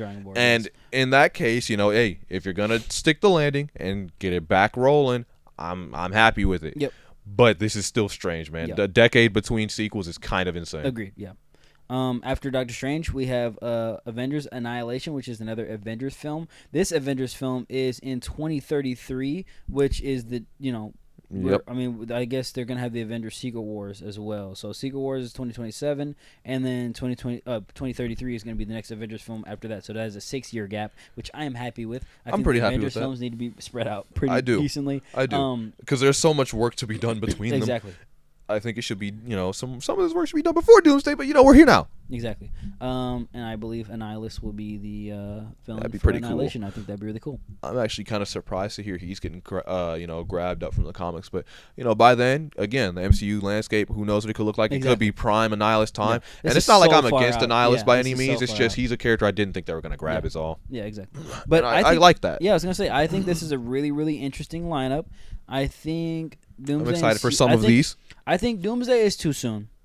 I think Doomsday is absolutely too soon. I think Strange is too late. I think absolutely. Spider-Man's exactly where it can be. In 2032 is Nova is literally Nova's 16 years too late. Nova's it's kind of insane. Eternals Part 2, if it's good, I won't hate you, but I don't know why it is going to exist. Wait a minute. You know what?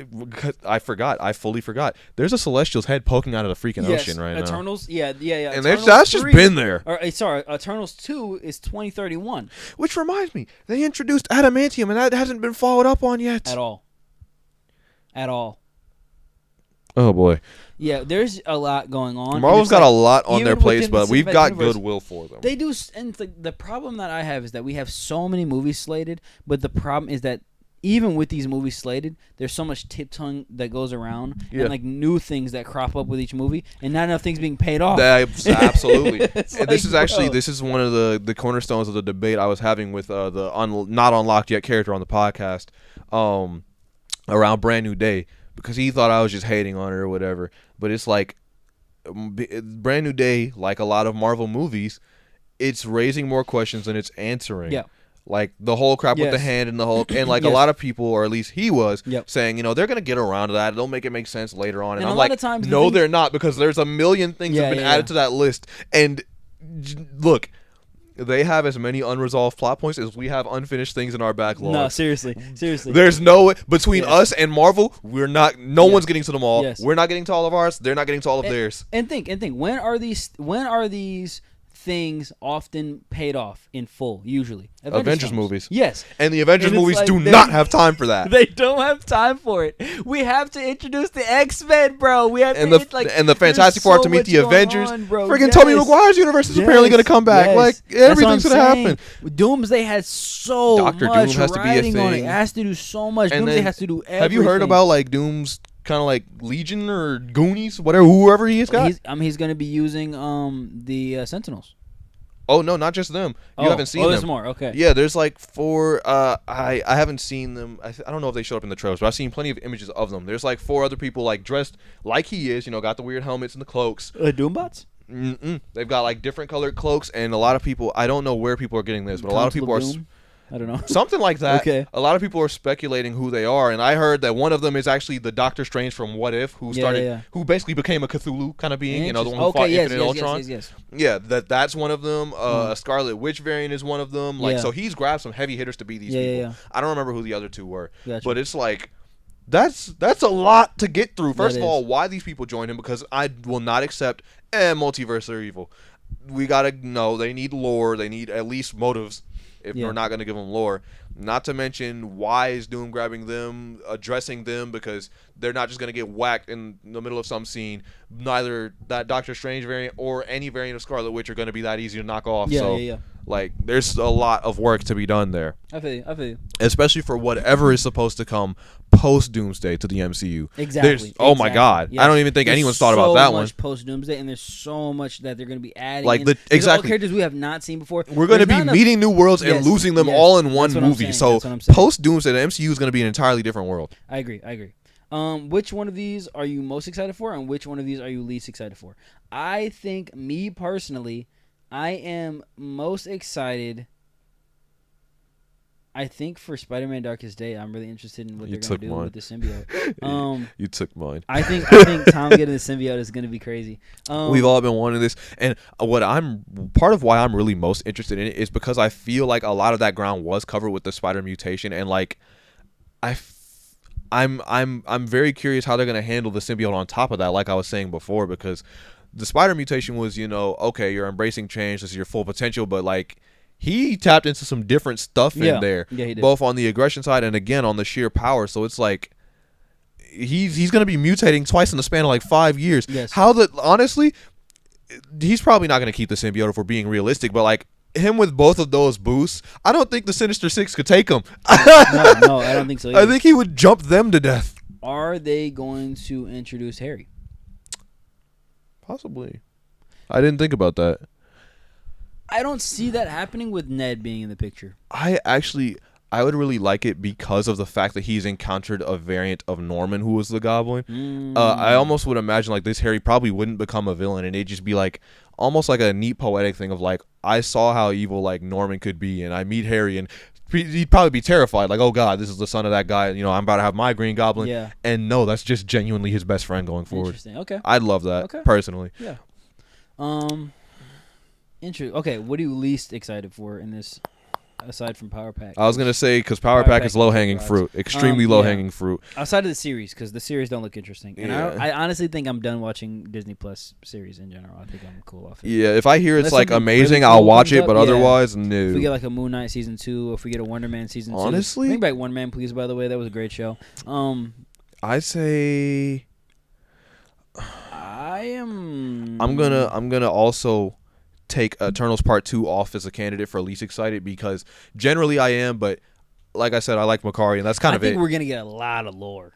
Yeah, probably just a whole lot of lore, because we do need much lore. We need to get around to the Celestials. They've been a thing since early Infinity Saga, and we've not seen one actually live in action. We saw one being born, and then that just kind of stopped. So you think you're not interested in watching Eternals Part 2? You're cool off it? I want to give Marvel the chance to surprise me, but no, I'm not. But I'm not going to use that one as my candidate either, because I feel like that and Power Pack are just asking to be bottom of the list. Yeah. So I think actually it might have to be either Fantastic Four 2 or Strange Academy, because Strange Academy's a show. Yeah, that's true. That was one that was also being knocked off. Yeah. But I love Doctor Strange. I love actually all the Sorcerer stuff we get in the MCU so far. But somehow I feel like Strange Academy is not gonna quite fit in that. It's gonna be here's what it's gonna be. It's gonna be a magic show with low budget, which is always horrible. Indeed. The magic being cool is 100% contingent on the budget. Absolutely. And what's worse is I don't even think this show is actually going to give us, Doctor Strange teaching a bunch of magic students. I think it's going to start with that premise, but especially looking at this little image we got with this guy on fire, this red girl. Yep. I'm not sure if I don't think these are official images, but just in general. Oh, whoopsie. Well, I'll shut up. But anyway, I get the distinct impression that he's not, like, this group he's teaching is not going to be all sorcerers. And so it's kind of going to just get weird, because they'll have different backgrounds and whatnot that don't all mesh with them becoming sorcerers. And I think that's going to throw it off. Now, on the other hand, with the X-Men being a thing, if this was where we got MCU official Magic, I'm shutting up and paying for the ticket. Okay. Magic is genuinely killing it recently, and like that's real. everything. I feel you. I'd be happy to see some Magic. Yeah. Otherwise, I was gonna say, I think I'm least excited for Nova. Not gonna lie, like we haven't seen anything with the Nova Cord in so long. If not for the ginormous delay, Nova actually would have been top of my list. Nova would have been great. I was so ready for Nova 10 years ago. 10 years ago. I wanted that movie so badly. Yeah. And it never came. It's and now I'm like, late, man. clearly the Nova Cord doesn't do anything. That's what so I'm saying, bro. Like I'm kind of cool off it. I'm not gonna another honorable mention for my most excited is going to be, of course, Black Panther 3 because I love Black Panther so tough. and that IP. That's going to be so tough. It wasn't going to be my number one slot, but it's up there, bro. Is it bad that I'm worried? I think it's understand that. It's either going to knock it out of the park or it's going to be like if Ryan really Coogler's bad directing it, it's going to be good. If he's not, maybe not. Because I'm just like, I feel like we're jumping. I should look that up. I feel like we're jumping through some hoops with every Black Panther movie having a different protagonist, despite like everything. And again, but from 1 to 2, I don't blame anyone for that. I think they landed that as well as they could have. But like, Shuri had an arc to becoming the Black Panther. She's the last remaining member of the family, so if she dies, that's gonna kind of go in the face of that. If she just gives it up, I could actually kind of see that. But it's still weird. Good. That it's gonna be good. It. Ryan Coogler is officially returning to write and direct Black Panther. Write and direct. We're cooking. I'm gonna let him cook. Yeah, I'm not scared. I'm gonna let him cook. Yeah, let me shut up. Let me shut up. Let me shut up. I'm going to let him cook. I go lie. Let me shut up. They got some hoops to jump through with explaining how T'Challa's son is suddenly of Black Panthering age and how he's gonna take the role from Shuri. But I'll let him cook. It's gonna be a time skip, I guarantee it. But him going to the ancestral plane is gonna be interesting. Right. I didn't think about that. Yeah. Oh, I didn't think about that. I believe the only way they'd be able to do that in a really cool way, actually, I think, is for him to go more down the path of Killmonger. I was going to Killmonger to be his ancestral plane. But then we're reusing that, because Shuri already had that. Yes, I see what you're saying, but I think that's the only way they could really do that in an interesting way and have it be. Also, I'm forgetting, didn't CGI. Shuri basically kind of like engineer a sort of like synthetic heart-shaped herb in order to do hers? I believe so. I wonder, is that just like the new standard now? Because I'm like, I thought that was pretty cool for Shuri because for those who may not know, when Shuri becomes Black Panther in the comics, it's complicated. So we all know the Black Panther operates through the Panther God, Bast, who facilitates all their ancestral stuff, basically decides they are worthy of being the Black Panther and having that kind of power channel through them. Shuri, when she becomes Black Panther, she is rejected by Bast, and she doesn't prove Bast wrong. She's never claimed by Bast as the Black Panther. Okay. I don't know all the details, but she actually is able to get like a bird deity kind of on her side there as the Black Panther. Now she still is the Black Panther, so it's a little strange.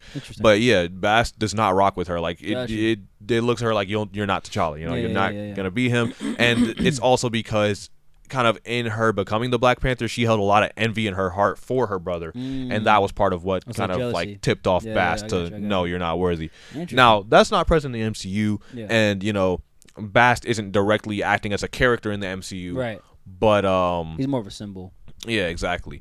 But so I'm super interested. I was kind of thinking, I'm not sure how they're gonna do this. I mean, obviously, in terms of just cause and effect, it is possible for Shuri to just whip up another synthetic heart-shaped herb for T'Challa Jr. here, but I was kind of maybe he'll be a Black Panther without the herb, and that would. See, is it weird that I'm more open to the idea of a Captain America without the serum than a Black Panther without the herb? That's interesting. And that's part and parcel to the fact that, I don't know, Captain America, to me, Captain America is more the shield than anything. I'm sorry. To me, he's such a hater. We had a conversation about this the other day, bro. I do not like Captain America. He's a Cap hater, which is crazy to me. If we're standing on it, bro, I rock with Cap personally. The serum, that's cool and all, but Captain America is the shield, okay? The same way Iron Man is. That's so interesting. Okay, that's such an interesting take. I was gonna say the same way.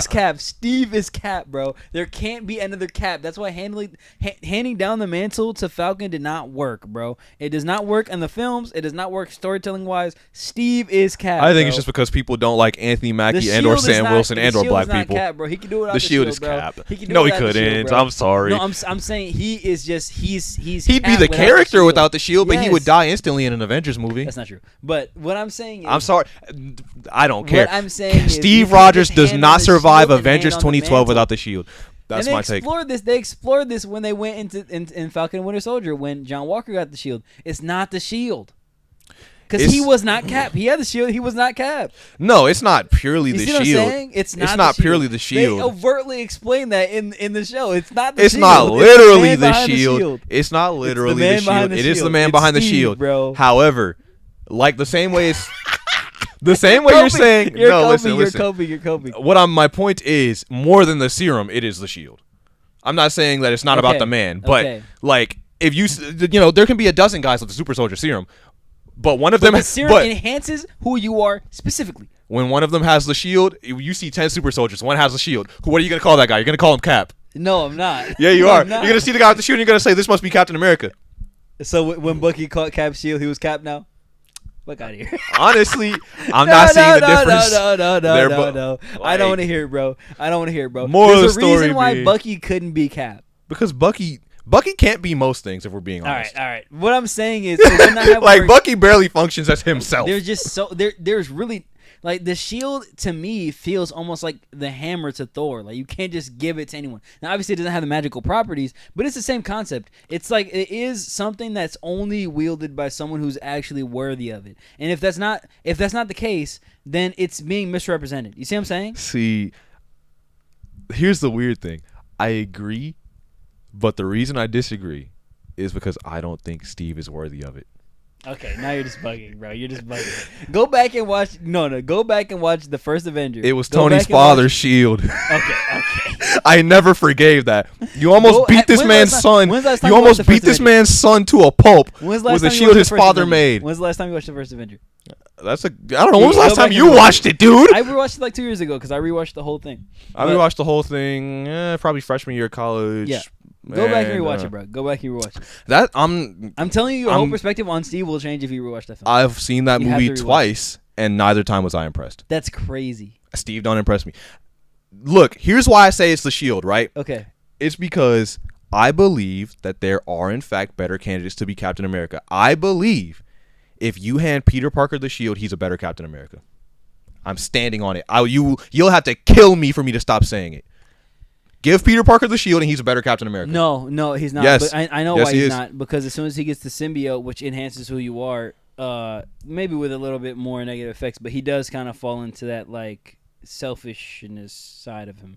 You know what I mean? Steve does too. People just glaze him for it because they think, he's always been so. Steve doesn't have that. Sharon Carter. What do you mean? He has sex with his fiance's niece, bro. It was a whole different time. I don't care. You can't just time skip 100 years. He jumped an orphan for being mad his mom's dead. Okay, but that was also because the person that he was mad at was his best friend. This is my point. When Peter Parker acts up, that's just Peter Parker. When Steve acts up, there's all this context. Suddenly those things matter. No, but when someone's under the influence of dimension, they do something crazy, you can't blame them for it. Steve Rogers is clear as day up here. No, I'm saying Bucky was mind controlled. That's why he wasn't allowing Tony to just take out Okay, his but you also... Nah, man, I'm sorry. Well, Steve crossed so many... vessel of Hydra. Like, I get it. You wanted to protect Bucky. Fair enough. But I just feel like there's so many lines he crossed there. First of all, you probably could have just told the guy this and it wouldn't have turned into a death match. Here's an idea. No, for Mr. sure. Honesty, bravery, and truth, and justice. Bro, Tony was not trying to hear all that, bro. He was out for If blood, you bro. told him that... No. If you told him that... It was hands on sight, you know it. It was hands on sight, If you you know told Tony that... I don't blame him. If you told Tony that at a time he's not in the Iron Man suit, that Bucky's not standing in front of him, that they haven't already been fighting for several hours of their day... I don't think it's murder on sight. Tony's going to get heat. He's probably going to go try and find a suit. That's when you, as the super soldier, put your hand on his shoulder and you say, Tony, just wait and listen to me. And he realizes he can't overpower you. No, but Tony's the type of guy to have the suit, like, in his, like, jean pocket, bro. Like, he always has the suit on him, bro. Like, again, there's at least, if you told him this at the Avengers compound instead of at this bunker where Bucky... But at least, no, what I'm saying is, even when it looked really bad, he was able to tell the truth. You know what I'm saying? Counterpoint, he couldn't tell the truth any of the millions of times him and Tony sat across the room from each other after he knew this. There's no reason to bring it up because it was assumed that his mother was murdered. There's all the reason to bring it up. It was assumed that Bucky was not on the scene, so it was just like... I don't care. I don't care if the person who killed my mom literally was never alive on the earth at the same time as me. I need to know. That would cause unnecessary conflict, I think. With a dead man? How? Well, no, just in general. It would just, but if Bucky's not on the scene, the assumption he's dead, how is that causing conflict? It's always been the case that the Avengers, as a concept, are already on thin ice. So why throw that? Like, why throw rock in the pond? Counterpoint: how does the ice break if you tell Tony the truth of his parents' murder with no culprit around to be blamed for it? Tony actually processes that normally. By the time he meets the guy, it's heavy. He gets mad, but he's not seeing red. No. But digging up Iron Man's trauma when we need to save New York is not the move. Like, you know what I mean? Like, I think Iron Man would appreciate that. What context would he have where they're just sitting around able to have that conversation? You know what I mean? Literally, like the start of Civil War. Interacting that the much start of Civil War before they're blowing up. In a crisis. No, they in Age of Ultron they're genuinely having a party after a job well done. Oh yeah, by the way, I know. I'm not saying do it at the party. Crazy thing to say. I'm not saying do it after the party, but like literally, there's. Like, we actually are shown the Avengers spend plenty of time together off scene. Like, there's instances like the shawarma, again, the Ultron party. Oh yeah, there's over a meal. there's the conversation there's all the time they there's all the time they spend at Hawkeye's family's house. There's the elevator discussion. It's elevator worthy. There's literally these guys clearly regularly spend tons of safe time around each other. So you could have told him any point during this time, but instead you kept it a secret, and it only came up when you weren't. Cap didn't choose to tell Tony. In the past, you leave it in the past, bro. You're not gonna bring that up. You know. He deserves to know. If you really stand for truth, freedom, and justice, you're gonna tell that truth. When he asked, he told him the truth. Peter Parker would have told the truth. I don't think so. I think he would have. I don't think so. I think he would have. I don't think so. I believe he would. My reason being, he didn't even tell his girlfriend that he made her forget. All right, exactly. You're cooked. Anyway. Now hold on. That was because no. Okay. That was because her knowing put her in mortal danger. She was in danger anyway. Her knowing put her in mortal danger from writing her name on a piece of paper put her in danger. Why is her name on the And she would have been in even more if she knew that she would dated Spider-Man. Literally, the multiverse was cracking itself open. Enemies of Spider-Man were flooding out of it. Bro. She can't know or they're coming for her. Put her in danger anyway, bro. If they're together or not. Literally, mind you, she knew this and like genuinely former Spider-Man's ops came to get her. Yes, that is true. He needed to keep that secret or she was going to die. Bro. Who was going to slime Tony out over the murder of his mom? No one. That's Iron Man. That's one of the safest men on the planet. I suppose himself, low-key. I'm not going to lie, bro. Bro's going to kill himself? Iron Man is his own biggest enemy, though. I'm not going to lie. That's what the Avengers are for. They would keep him in line. That's the whole point of them. But who's the main one that keeps Tony in line every single time? Cap. No? Except for that time he sent him off the deep end and then jumped him. I don't want to hear it, bro. Come on now. You can't say you're his moral conscience if you literally put him in his mental worst place and then you jump him. Cap is the team's moral conscience, though. That's what I'm saying. And that's why the team split in half. But he's the only reason that it came back together. No, he's not. Yes, Thanos is the reason it came back together. They had no choice but to come back together. All I'm saying is, Cap serves... If anything... Tony was the reason they came back together. Cap serves as someone that the Avengers rally behind. That is just a fact. And he failed in that duty in Civil War. He never fixed it. What do you mean?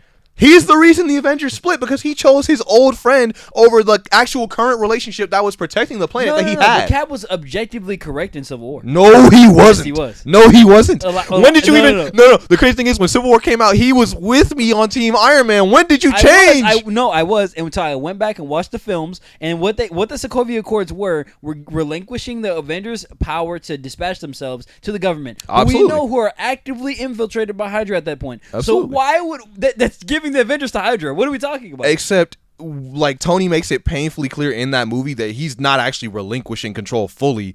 Like, if you sign the Accords, it doesn't matter what you think it is. It's what it is. Counterpoint, same movie. He's told, don't go after Cap, and he flies after Cap. He never intended to relinquish full control. It's Tony Stark we're talking about. But if you sign the Accords, that's what it is. He got guilt-tripped into it. He was going to sign, but no, he was not going to sign, it doesn't matter. It doesn't matter. He was Rumpelstiltskin scraping his toenails into the ground, bro. Once you sign its wraps, it doesn't matter. So, by that logic, he signed, and yet we see nothing but Tony continue to control his own movements for the rest of the MCU. Because the Sokovia Accords were not signed. It was never finalized. I don't know, man. They did not sign. Genuinely, I think, yes, Tony would have signed, and yes, he would have taken cues, but Tony was never going to hand control over to the government. And then he goes to prison? You see what I'm saying? I don't know, man. Bro. Like, I'm not gonna lie, it's raps at that point, bro. You sign the Sokovia Accords, it's raps. I'm not gonna lie. And see, now I feel like we can agree. No, listen. We can agree though. Signing the Sokovia Accords was the wrong play. No, Cap was correct. Here is why. Here's why. Because Cap. No. Because according to the Sokovia Accords, right? Cap goes fugitive. Everyone thinks, wow, that's so awesome. He's so brave. He's taking a stand. So what would be so wrong about Tony signing the Accords and then actually just fighting it from within, like he was clearly doing already? Because you're contractually bound to not do that. And when has that ever stopped Tony Stark? Well, I'm just saying, at that point, you become a fugitive. He's doing the same thing then. Exactly my point. Tony and Steve are doing the same thing. So why couldn't we do it with the Avengers together instead of split in half? Because Tony was heated. He was mad. Wouldn't have been mad if his friend stuck by him. Okay, bro. Genuinely. He wouldn't have been mad if his friend stuck by him. They would have just, they all would have signed it and they would have said, here's what we're going to do so the government doesn't have full control over us. Objectively correct. Though. No, he wasn't. Yes, he was. If Cap didn't do what he did. Of Civil War, so you're saying the right thing to do is to get the Avengers split up, therefore allowing half the universe to die when Thanos shows up. No, but the only reason the Avengers were split up. No, the only reason the Avengers were split up in the first place is because Tony was actively against Cap because of the Bucky situation. That's the only reason. Had Cap told Tony about Bucky, he wouldn't be. But Iron Man wasn't trying to hear that though. He would have been trying to from Cap. If he told him this during any of the thousands of moments of downtime they had. And I agree with that, but it didn't go down like that. All I'm saying is, and that's Cap's fault. That's not true. If it was Peter, we'd be blaming him. If it was Tony, we'd be blaming him. Why are we not blaming Steve for these choices? Because that was a failure on Cap's part. Again, you're supposed to be the heart. Why are you not doing what that does? You're supposed to help people through these things. Is that not what the heart of the team does? Iron Man's Tony's a grown ass man. Like, what are we talking about? By that logic, then, what purpose does the heart of the team serve? What are you here for? Because anybody can say Avengers Assemble, bro. What do you do here? No, because Cap always makes the hard call, even when it doesn't necessarily serve him. He's the man to lay down and let you walk over. Everything he did in Civil War served him specifically. What do you mean? His best friend he's saving. Yes. His political views he's pushing. But his best friend was actually innocent. He was actually mind controlled. And you know what? If he really wanted to serve the team, he would have discussed that with his team well before it became a hot issue. And so by the time Bucky shows back up, Tony can have a painful little moment, and he can say, all right, we're going to deal with this. You are mind controlled. But he can't predict that Bucky's going to go get mind controlled and then go kill he knew this information since Winter Soldier. He had so much time to dispense it. For sure, but after Winter Soldier, he was a fugitive. He can just pull up to the Avengers Tower. Am I wrong? By Civil War, they're by Ultron, they're kicking it together again. What are we talking about? Yeah, I have to. He was not a fugitive.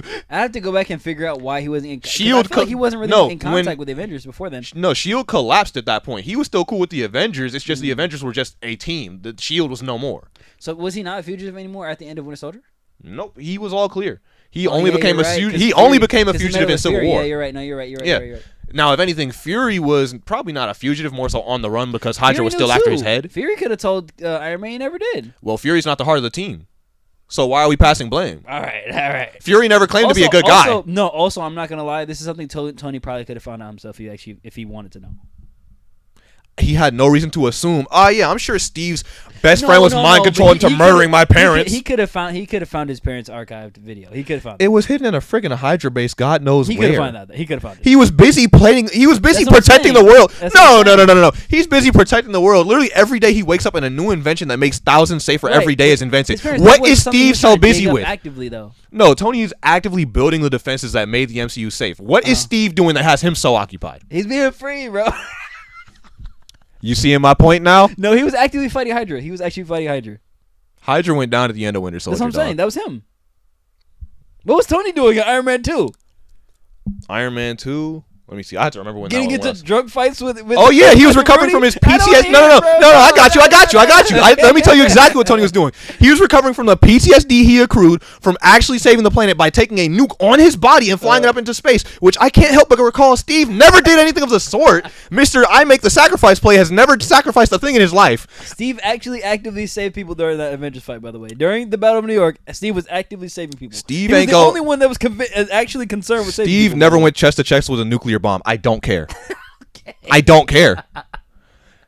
Yeah, so it's not courage. We're saving people. It's not courage when your life isn't on the line. What do you mean? Cap's life was on the line?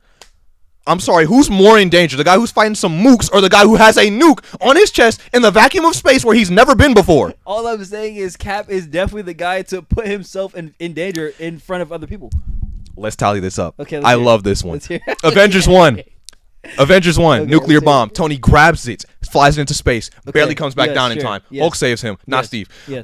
Avengers 2, Sokovia is in the air. It's going to be used as a bludgeon to destroy every living being on Earth.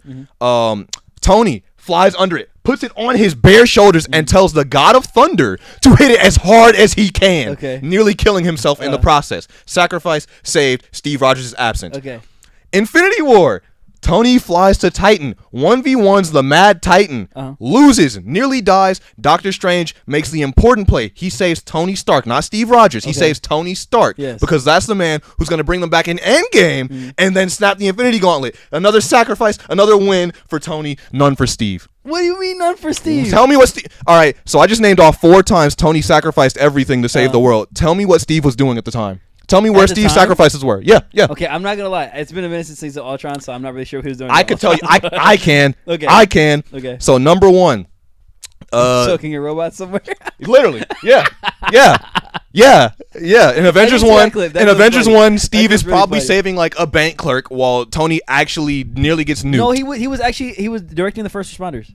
To save people. Yeah, that's real cool. As if they're not trained professionals who already do this job. They were doing it. They were trying to shoot at the aliens. Mind you, Cap fought in World War II. That does not make you like a trained like first responder kind of guy. That's a different skill set. He has no actual authority to be sending them around other than just knowing where things are. Okay, but they can do that job without him. But during the Battle of New York, his main priority was saving civilians the entire time. He was on civilian duty. That's cool. But you didn't win the fight though. Okay. You can save as many people as you want. If more Chitauri keep coming, they're gonna die anyway. Do you not remember the scene in like the bank where he like was fighting the Chitauri? Yeah, I remember that scene because it was out of the window with a grenade. I remember that scene because it was very cool. What I can't help but notice is that was a very small explosive compared to the nuclear freaking bomb on Iron Man's back. That could have killed him though if he didn't manage that properly. He could have died. Vibranium shield. No, it couldn't. I'm saying if he didn't have the shield though, he still would have jumped out of with the grenade. I guarantee it.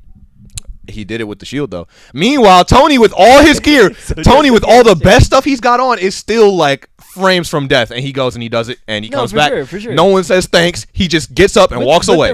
Steve took a grenade, and everyone's, "Oh my God, thank you." But the only reason that Tony was in the sacrificial mindset is because of the argument they had when they were on the helicarrier. And so Tony's been carrying that with him for the past decade because he's doing this every other week. Sure.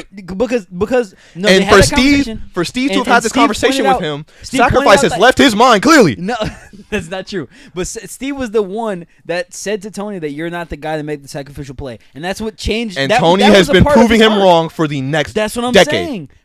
But where's Steve's sacrificial play? That's the thing. You're practicing, but you're not you're preaching, but you're not practicing. What I'm saying, without Steve pointing that out, Tony does not have that mindset going forward. And with Steve pointing that out, Steve never had the mindset to begin with. What I'm saying is the last sacrifice I saw him do was Captain America 1, where he jumps on the first grenade. That was the only time he was in real danger doing that. What do you mean the only time he was in real danger? He would have won Thanos when everyone else went down. Literally everyone did that. No, what I'm saying Tony 1v1 Thanos on Titan. I'm talking about an endgame, though. He knew he was going to lose. His shield was broken. He knew he was going to die. Tony knew he was going to lose. This guy had 3 Infinity Stones. But he has Strange with him. Even though Strange was... He's known Strange for 10 minutes. That means nothing to Tony. He had Spider-Man with him, too. He had the Guardians with him, too. Tony is doing everything in his power to protect Spider-Man. That's not a vote of confidence. No, for sure. What I'm saying is... And the Guardians are also guys he's known for 10 minutes who have already proven themselves to be morons. That is true. Tony, in Tony's mind, he is alone. That is true. And he's fighting Thanos. No, not necessarily. Yes. They make a plan. No, he is alone with a talented child. The only reason he had to have that fight with Thanos at the end is because Peter messed it up. Peter Quill messed it up. Absolutely. He wouldn't have had that. His plan was not to just 1v1 Thanos and die trying. That was not his plan. That wasn't Steve's plan either, but both of them got put in the situation and they both did it. That's true. But then where does Steve become a better man than Tony? Because everything Tony's done, or everything Steve has done, Tony has done and then some. I've never said he's a better man. What I'm saying is Captain America is Steve Rogers. Steve Rogers embodies the idea of Captain America. At this rate, it's looking like Tony could be Steve Rogers. He just needs to learn how to throw the shield. I would agree. I think that by the time Tony snaps, he's worthy of the shield, 100%. If Tony had to give up the suits and he had got the serum, he'd be a great Captain America at that point. Like, let me tell you, like I genuinely appreciate you saying that, no, because sure. people act like I'm insane for I wouldn't say the same for Tony. Falcon. Get out of my... I didn't say Falcon. I didn't say Falcon. I can't say. I didn't say Falcon. I did not say Falcon. That's what I'm saying. I said Peter Parker. I said Peter Parker. Okay, bro, and that's my Peter Parker and Tony Stark. They're worthy. I don't care. Right. My entire argument before this was that you can't just hand the shield to anybody and to be like, oh, Cap is the shield. No, I'm not gonna lie. There are certain traits that you have to have, and that I'd say by the time Tony died, he had them. I'd say Tony had them by Avengers 1. No. Yeah. I wouldn't say that. Who made the sacrifice play? I just don't see where the difference is. That was when his character started to shift, I'd say. But I think I'd say by Age of Ultron, when he realized I think it's one of those cases like Steve with Mjolnir. Bro was always worthy. Okay, he was always worthy. Maybe. And I'm not gonna lie. I don't think Iron Man was always worthy though. I think maybe the cave. After I think he was. maybe. Yeah, I'm like after the cave. Right, somewhere between the cave and Avengers 1 is when he became worthy. Okay, that's not a bad take. But I'm sorry, I just don't see how Steve is more worthy than Tony at all. I don't see it. But Tony can't pick up the hammer, bro. Like, and I'm not gonna lie.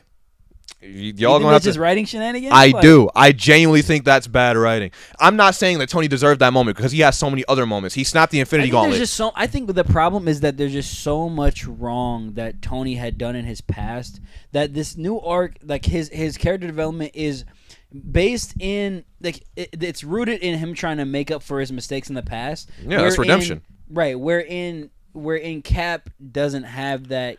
But the whole point in redemption is that. The whole point in redemption is that you atone, you are improved, you're past that. That doesn't define you anymore. It's hard to make up for it, but it's like Cap just never had to make up for it because he was just always that. But guy. Then that flies in the face of the very concept of redemption, and I feel like that's just not right because the whole point of redemption is that Cap never had to redeem himself. That's what I'm saying. Yeah, but the point of redemption is that the redeemed person lands at a place equal to everyone else. Like the whole point of redemption is that you don't hold this against them forever. At some point, yes, their ledger is clean. No, I don't think your ledger can ever be clean. Not clean, but the point is, right? There's just so much that Tony has done and so much bad that he's put into the world with his weapons business that there is just like he just can. He's just making up for it, what he did wrong. But I feel like I feel like this is getting towards the Punisher Daredevil debate. Like at that point, he's done this much good. No, it doesn't just erase what he did bad, but the whole point of redemption is that you arrive at a point where you're not on trial for your guilt anymore. Okay. That is now you're at least free from that. That's still part of you, yes, but it doesn't define you. You can still be as good a person as anyone because you've done the work to change. Okay. I feel you. How we doing on time, by the way? Yeah, 15 minutes. Okay, 16 minutes. Perfect. Okay, outside of the Avengers talk and just moving on for like what Marvel is going to be doing. So you're saying essentially we're going back to Secret Wars being coming up. That's really, really soon though, because that's going to be essentially right after Doomsday. So we have Doomsday, and then we're moving. Yeah, right that's into Secret Wars interesting the to me. Next year, so December of next year, and that's a year away from Doomsday. So 2 Avengers films back to back. How do you feel about that? What's your take? I'm almost feeling like Secret Wars. They might you think that's gonna be a reboot? It could be. I've been hearing mumblings that Secret Wars is going to be a reboot. It could very well be. It's weird. For a while, I wanted a reboot, but honestly, it's really just a recent Tom Holland stuff that has me like, wait, don't reboot this. We're kind of cooking at least as far as he goes. Also, yeah, his trilogy is going to be going through this, so it might not be a reboot. Like, it could be kind of like a reboot centered around Spider-Man. That's what I was going to say. That's kind of cool. That would make me immensely happy. That's kind of cool. That would make me immensely happy. Because an MCU centered around Spider-Man is what the world needs, bro. Yeah. I think we get that. We're back on the right timeline. The world starts to heal. But he wants to be done, man. Like Tom has expressed that he does not want to be Spider-Man forever, especially once he has a kid. He's done making movies. Which is very valid. He's done. Very valid. I'd like to think that we're going to get this trilogy out of him, which that is... Oh, wait. No, that was 2033, right, that the last Spider-Man movie's landing? Yes. I think we could... So he's contracted at least out until 2033. Yeah, I'm like, I think after that... that's his last film. Oh, absolutely. And I think that's a beautiful way to end it off, right? Like, that's when Spider-Man's term in the MCU. I don't think, like, I love Miles. I think he'd be worthy. Well, whoever you. I was going to say, we don't have a casting. Exactly. Heavily depends we don't have a great casting to say, yes, he can lead the MCU. I do believe Miles Morales is not a bad character to center the MCU around. He doesn't have the connections of Peter or Tony, though. Which film is Miles being introduced in? Because it's before 2033, for sure. It's... Miles is coming, I predict, in the next 3 years. I think it might be... I think it's probably going to... He's probably going to get a mention in Secret Wars. Or, like, maybe kind of like how Insomniac Spider-Man 1 had, where, like, you meet Miles, he finds out he's got the powers. But I think we'll probably get Miles in action properly. Maybe in a... what was the next He's Spider-Man not going to be in gonna Ghost Rider. He's not going to be in X-Men. Yeah, what was the next Spider-Man movie called? Wasn't there one before Darkest Day? Darkest Day. Oh, it's straight to Darkest Day. Right, because Brand New Day, Darkest Day. Right. See, I want to say... He's not coming in Darkest Day. Exactly, because I don't think they're going to repeat the whole Insomniac Spider-Man 2. Miles is a thing now. Peter gets the symbiote in the same movie. There's way too much going on. That is a lot going on. Where could he come in? I don't see anything. That's why I was going to say it. Part of me believes he genuinely might actually debut in one last day, and that's why I'm like he probably wouldn't be the new face of the MCU in that case. Yeah, that's a hard sell. Maybe he like kind of winds up, in a similar position to Peter under Tony, under the new face of the MCU, right? Maybe that's what I'm thinking. Maybe he shows up in Coming of Galactus. Fantastic Four Coming of Galactus. That'd be odd. Unless the Fantastic Four are moving to this Earth full time, that would be strange. No. I could see it being because Fantastic Four are from a different Earth, and Spider-Man does work with Fantastic Four in the comics, and they could just be working with Miles. They could very well be his Earth. You're right. I can see that. I can see that. But that's 2032. But then the Fantastic Four has like Franklin Richards and a bunch of other crap. And Doom just became a thing. So they've got a bunch of other stuff to work on their end. Yeah, but looking through this list though, he's not coming. No, most of these projects, there's no reason for him to be in. Maybe Secret Wars. I could see that. I'm like maybe Strange Academy if they push almost like a Defenders-esque angle with it. Strange Academy is a show though, so he's not going to introduce in a show. There's no way. I mean, I don't. Either way, There's honestly, no way you introduce Miles on a show. I don't think they're gonna raise him. I don't think they're raising him up to be the next face. So I think that could be where he starts off, and then he gets a movie showing, and then they go from there. Dang. Yeah, I'm looking for where Miles comes in. I don't see it. Exactly. It's difficult, man. It's difficult. Yeah. But yeah. Anyway, outside of the superhero stuff. And the Marvel stuff, the DC stuff, we've had a great conversation about. We have a lot of his superhero stuff. I'm not gonna lie, it's the Cap debate, man. Because I'm such a Cap hater, bro. I enjoy having this debate though because same. I do. Like we need more people to be able to. We do because you guys missed it, man. We were in a Discord with two of those mystery unlocked characters. Yes. Man, we were going back and forth about this man, Steve Rogers. Yeah, standing on it, he's not worthy. Everything special about him did in fact come out of a bottle. Thanks for coming to my TED Talk. Steve Rogers ain't shit. I'm standing on it. Give Peter Parker the shield. I see this as an absolute win. Everything has gotten better. That's real. But to end off the podcast today, and going forward, we want to keep doing this.